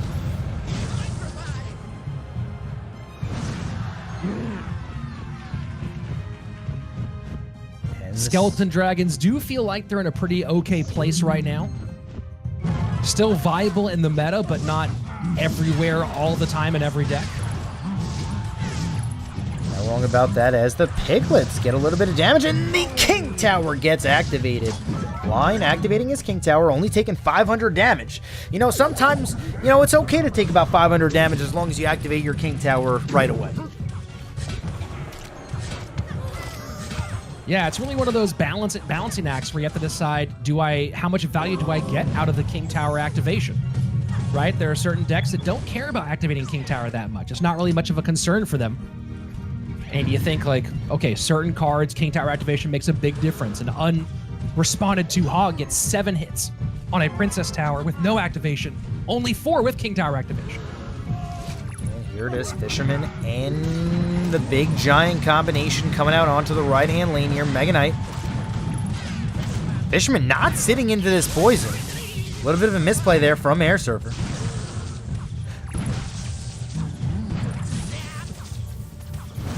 So far, not much in for the South Korean here in game 2. Airsurfer just controlling this matchup very, very slowly. Got to figure out a way to get a giant connecting to the tower. Miner's just going for a little bit of chip damage. Bandit. It's going to be good on the counterattack here. Could be split hogs once again. Let's see how he wants to play this. Poison instead. And Barbarian Barrel trying to protect and see the Hello Spirit as well. So everything to protect that Musketeer and keep it from getting pulled back in time. Good support there from Airsurfer on that Musketeer on defense. Yeah, Muskie onto the left-hand side here. Here comes the Piglets on the right-hand lane. Fireball's going to come out. Bandit, though, get pulled away by the Fisherman and the Heal Spirit to the middle. Close matchup, 1760 versus 1834.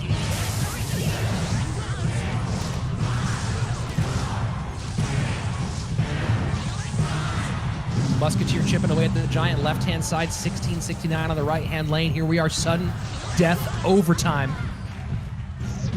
Every little bit of damage matters. Heal Spirit with the piglets. Heal Spirit not going to get Fireball down here. And what a great fisherman from line to prevent a lot of extra damage on that right-hand side. Fisherman has been the MVP so far in this game for line. Of course, airsurfer's been focusing everything on stopping it from creating the offensive value, but that was a big defensive fisherman. Another Fireball comes in right-hand lane here, and the Heal Spirit finally gets through for airsurfer. And I'm just curious, Rich, is he holding his Fireball for what? I mean, I understand the Fisherman was down. He didn't have enough elixir to play the Fisherman Fireball combo again. He misses the Heal Spirit, and he knew the Heal Spirit was going to be played with the pigs there. Very interesting play right there from Lon. Yeah, I mean, it might have just been a situation where he didn't have what he wanted or decided that he could just absorb that shot and set up a big push like we're seeing now on the left-hand side. You have the Giant in, have the Fireball in, have the Miner in.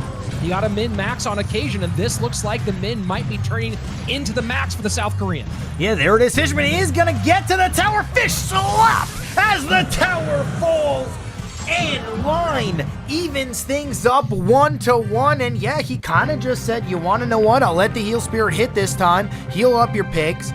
And that's that. And like you said, Rich, sometimes this juice is not worth the squeeze if you're air surfer and line able to take the victory.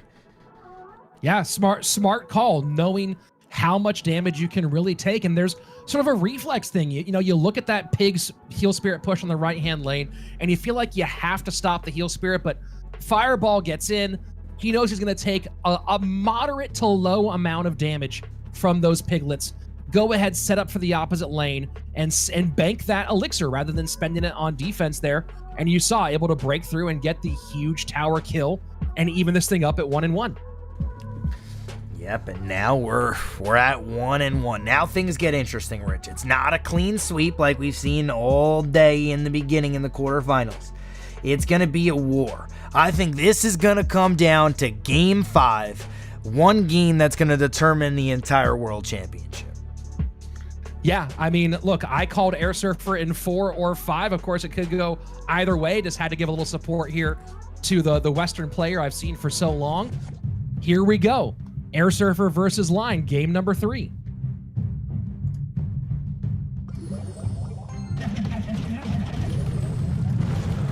Earthquake down onto the left-hand lane here, so it looks like we might be running possibly a triple spell hog deck. 4 line as an RG aggressively played here for airsurfer.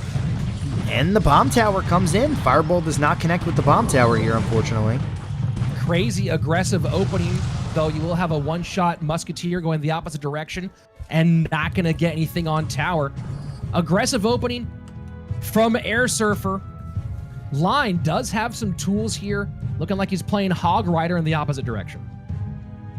Yeah, so it looks like it's going to be a Hog versus a RG. Unfortunately for airsurfer there, that Fireball was thrown out pretty early.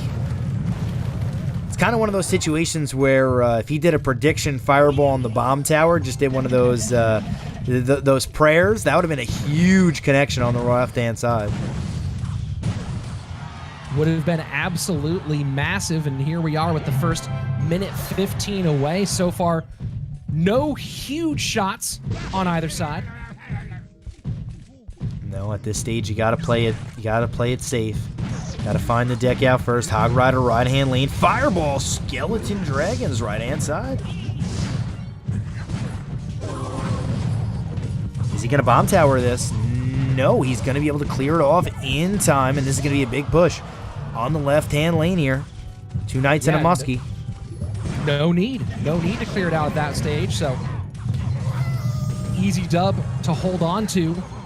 On the defensive side, we'll see if he can get anything on the offensive. The Knight does get 1 shot in. 2 shots in. Huge. Wow, an almost dead Knight. Huge here for line. Yeah, huge panic right there from airsurfer. He put the skeletons right next to the Knights instead of trying to kite him a little bit. Cost him 2 shots on his tower. It's kind of one of those panic moves right there. Fireball into the left-hand lane. Chipping down everything. Line in control here.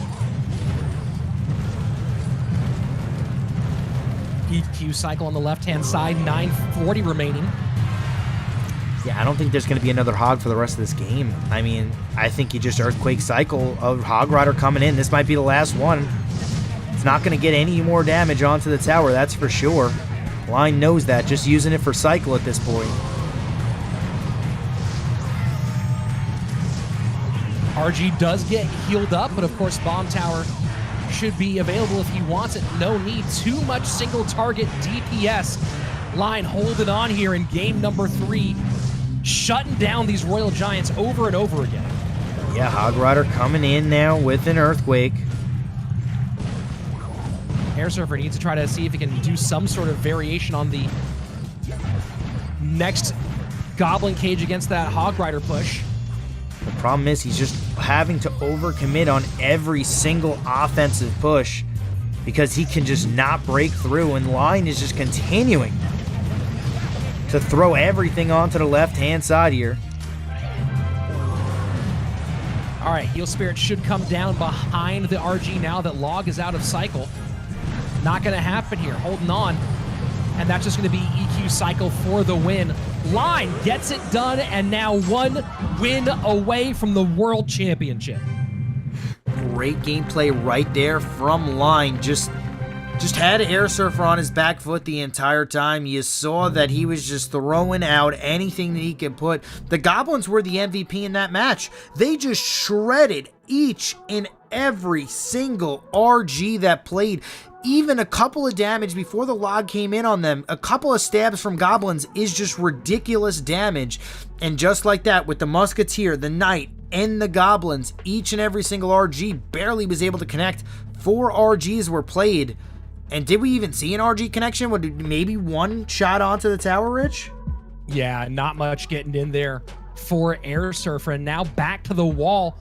This is where you earn your money as an analyst. This is where you earn your cut from the guy you're helping out. What do you choose when you're down facing match point elimination against your opponent? I don't even know what you do right now, Rich.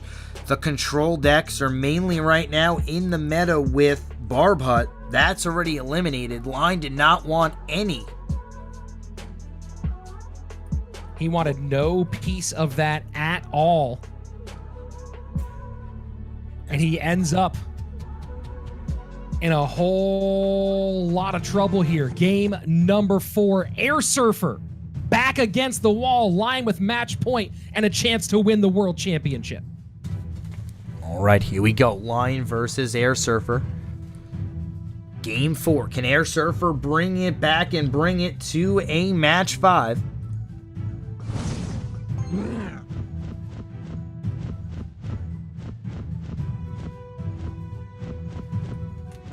Skeleton Dragons split here. Knight in the middle to pick it up. Remember, the bans are the Expo and Bomb Tower. Airsurfer splitting 6-man. Or Expo and not Bomb Tower, Barb Hut.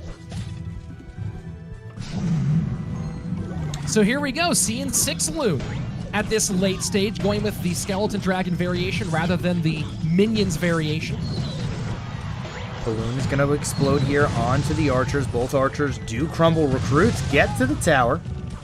So this is interesting, Enchatin, because Bomb Tower is a solid counter to Balloon, but much more powerful when you have the Snowball. Delivery no longer having the knockback might change this rhythm just a little bit unless Line is running double small spell here. Yeah, huge Heal Spirit right there. Lumberjack somehow not getting hit by the tower there. Musketeer just walked in front of it just a little bit as recruits, are played all the way in the back.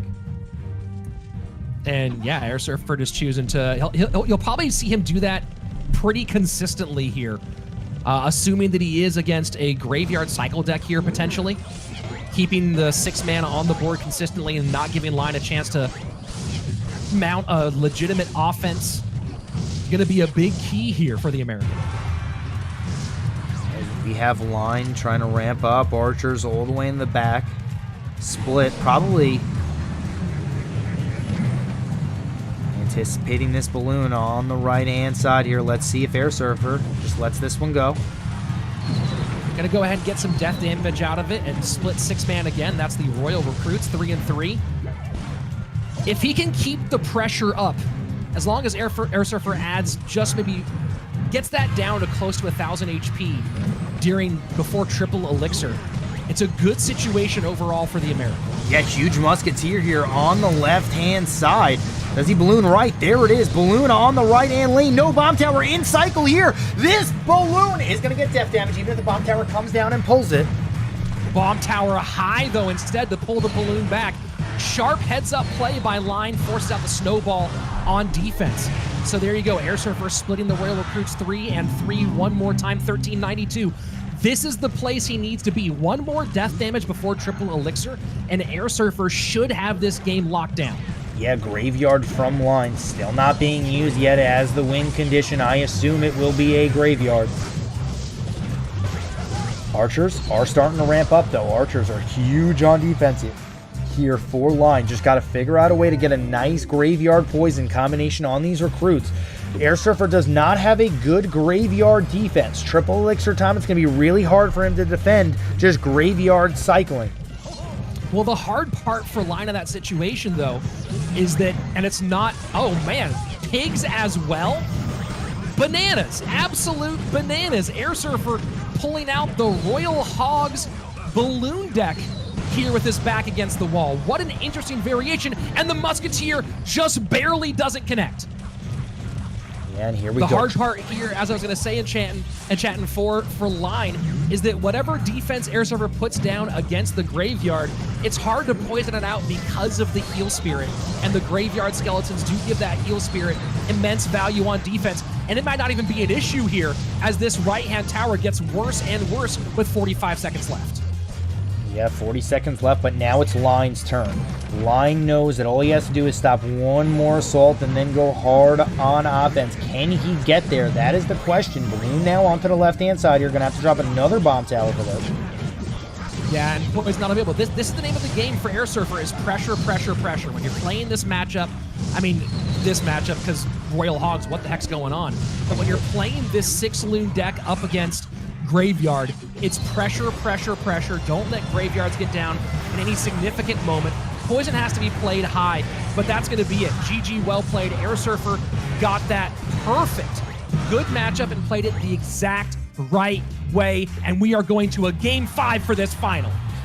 Yeah, well played there from Airsurfer. Line just never able to get down Graveyards in this matchup. The pressure just kept on coming out from Airsurfer there. The Piglets continuing once it got to triple elixir time, just creating the pressure that Line knew. If he ever went with a graveyard push, the Pigs would have taken his tower with a balloon cycle. Airsurfer perfectly played the Lumberjacks, the Royal Recruits, everything he needed to do there, he did, and now it's going to be a Game 5 that's going to determine who is the world champion. And while we have a chance here, congrats to RazorWolf CR as the winner of the Clash Royale To the Victor Go the Spoils box giveaway, brought to you by Clash Royale and the No Tilt World Championship.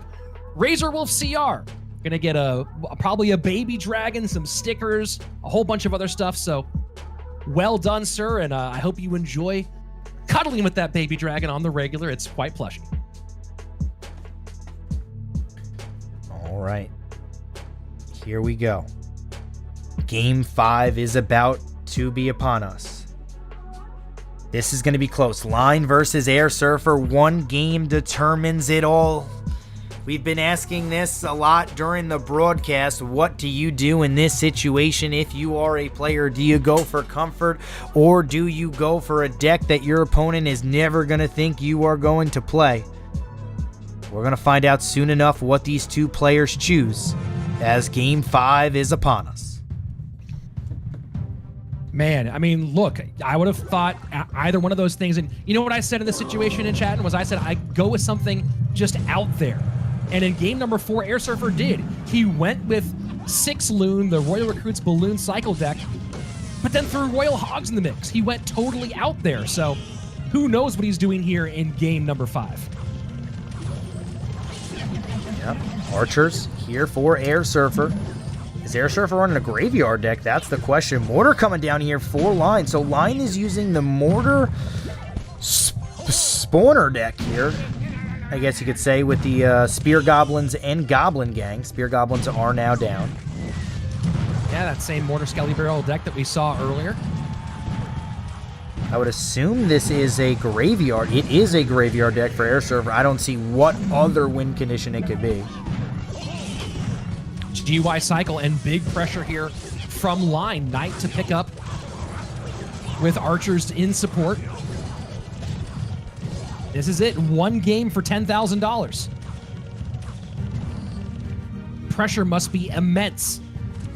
I can only imagine what the pressure is playing for this much money on the line. Spear Goblins trying to get a little damage here onto the right. They do. Raphael gets a shot onto the tower. And look at that. The Mega Minion doesn't quite push towards the cage. Cage a little bit low, but defense will still hold up. And Mortar not going to retarget onto tower as well. So good defense for the American.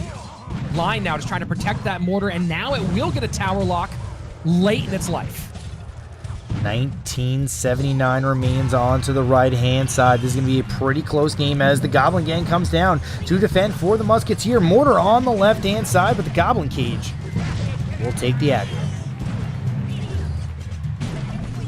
Yeah, Airsurfer's key here is just to limit early damage here and try to get this to triple where he can get ahead with some big graveyard cycle pressure. Does have a chance to maybe pop a graveyard here just for a little pressure. Might poison instead. Decides to hold off. Mortar onto the left-hand side here, just trying to get a lock onto the tower. Not going to happen anytime soon, as Airsurfer has a Knight, has a Goblin Cage. Musketeer onto the right-hand lane here for Line. Yeah, Airsurfer has to be really, really careful. One Mortar gets missed during this next minute, and that could change everything. Mortar! And, oh boy, Skeleton gets down. Did the Knight get down in time? And it did. The Knight does hold on to that Mortar lock. And just like that, he also didn't take that last poison chip, so the log did not kill that archer. Otherwise, that would have been a Mortar lock onto the tower. Any little bit of damage will be the difference in this matchup. Airsurfer is being so patient, waiting for the perfect time to drop a graveyard. There might be one, maybe two graveyards in this game for Airsurfer. He has to make the most out of each and every single one of them.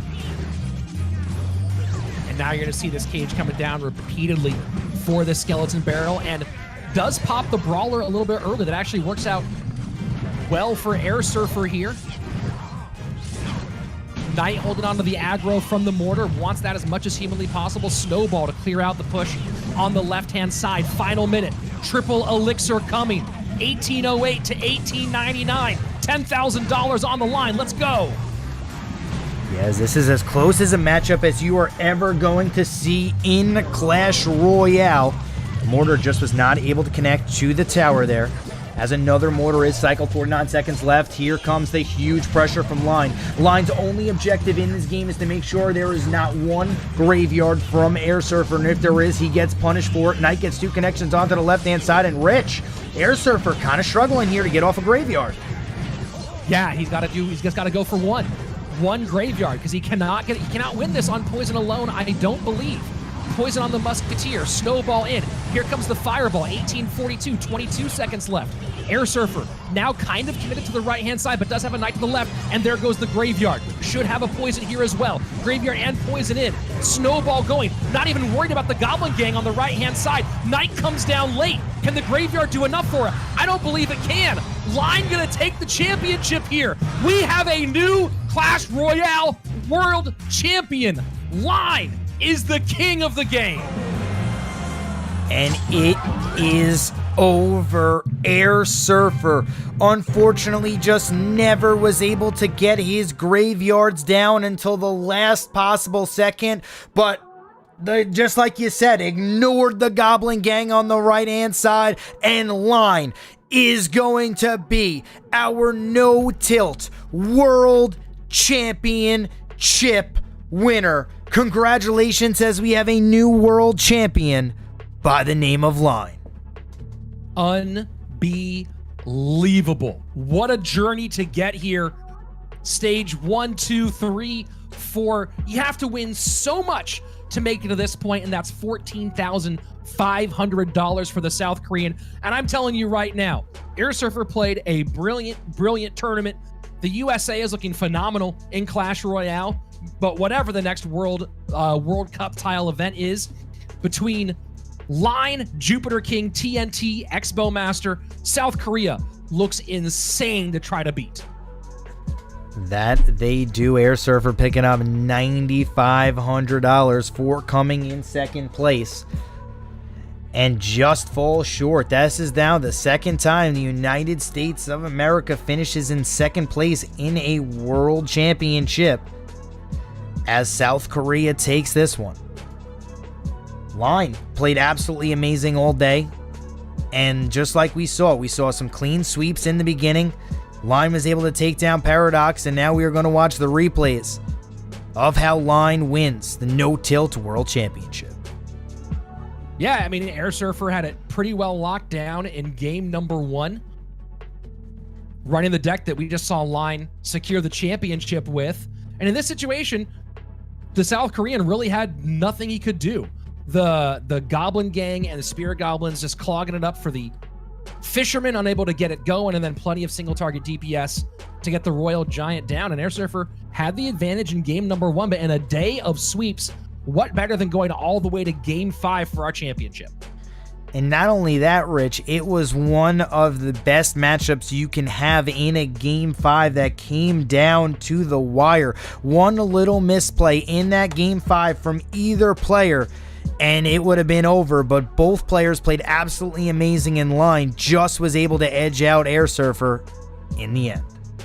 Well, this was a big moment from Line where he chose to eat the Royal Hog's Heal Spirit push on the right-hand side. He had been defending, banked that 3 to 4 elixir that he'd been using on defense there, and got the counter lane push.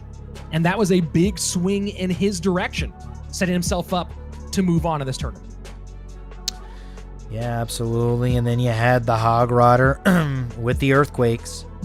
We're able to just take down airsurfer in this match. The Goblins just absolutely destroy. I think the Goblins the highest damage per elixir cost in the game? I think Skarmy has to be higher. True. Right? The skeleton. Yeah, Skarmy's insane. Just, Zap City. Yeah, besides Skarmy, I mean, they just do so much damage. And as you can see, the second to last matchup now, you got some poisons here for Line. And the Royal Hogs, too. Crazy. Yeah, airsurfer was able to just win this on just straight pressure, just continuing to throw out the Hogs. The balloons were cycled, was able to take game 4 to push it to game 5. But then this was a matchup for the ages. Yeah, this was a wild one, and you saw airsurfer playing really, really excellent defense throughout most of it, and it felt like triple elixir would be where he had the chance to steal things, but so many different swarm troops able to kind of get stacked, and this graveyard just didn't get it going. And the big factor here, you can see the ability to stagger, stack, and log against that graveyard. And airsurfer probably knew that the whole way. He knew it was going to be, hey, night, I'm going to poison some of it off, but I'll think things will be behind, and most of that graveyard will get mitigated by a log. Line played it very well. airsurfer didn't have a lot of chances to pull the trigger, and maybe pulled it a little bit too late there. Good pressure by the South Korean, and now he is the new Clash Royale World Champion. Yeah, congratulations to Line becoming the new Clash Royale World Champion. I guess we haven't had one in essence since 2017 when Sergio Ramos held that crown, but now we have a new Clash Royale World Champion in Line. Great games today, great gameplay all around, and I gotta hand it to you. A 5-match grand finals is everything you ask for in a tournament. Yeah, I mean, this is what you hope for. You hope to go all the way down to the end. You hope to see both players taking big time swings, and you know, from the way things looked, opening up with 4 clean sweeps, opening up with almost 5 clean sweeps, it felt like today was going to be a day of blowouts. But the last semifinal and our finals did not disappoint at all. Yeah, no, absolutely. It was one of those things where you looked at me, I looked at you, and we were just like, we just had 12 games out of a possible. The lowest amount we could have had was 12 in the quarterfinals. 4 clean sweeps, but then it started to ramp up. The game started to get better and better as it got closer to the grand finals. A 5-game grand final, and Line just edging out Airsurfer to take and become the new world champion. Yeah, I mean, again, the road to get here is so difficult. And, you know, talking about how hard it was and some of the biggest names falling out during stage 2, not able to make it to stage 3, what we got in the end were 2 absolutely world-class players. We got Airsurfer, who is one of the best to ever play in the global tournament, who's been phenomenal throughout his career, a longtime CRL veteran. And then you have Line, who is quietly one of the top players in CRL East. This is exactly what you hope for. Yeah, absolutely. But that is going to be it for the No Tilt World Championship. I look forward to seeing you commentate CRL West Witch. And until then, I mean, you got any words for everybody? This has been an amazing tournament. This is a great year for Clash Royale esports, whether you're a pro, a semi-pro, an amateur looking to break in. There are so many cool opportunities. Get out there and play yourself. And don't forget, of course, to subscribe here to the No Tilt YouTube page to see more great pro and semi-pro action. And I guess I'll sign us off here for Enchantin, for everyone at Clash Royale and at the No Tilt World Championship. Thanks so much for watching. We'll see you back here really soon.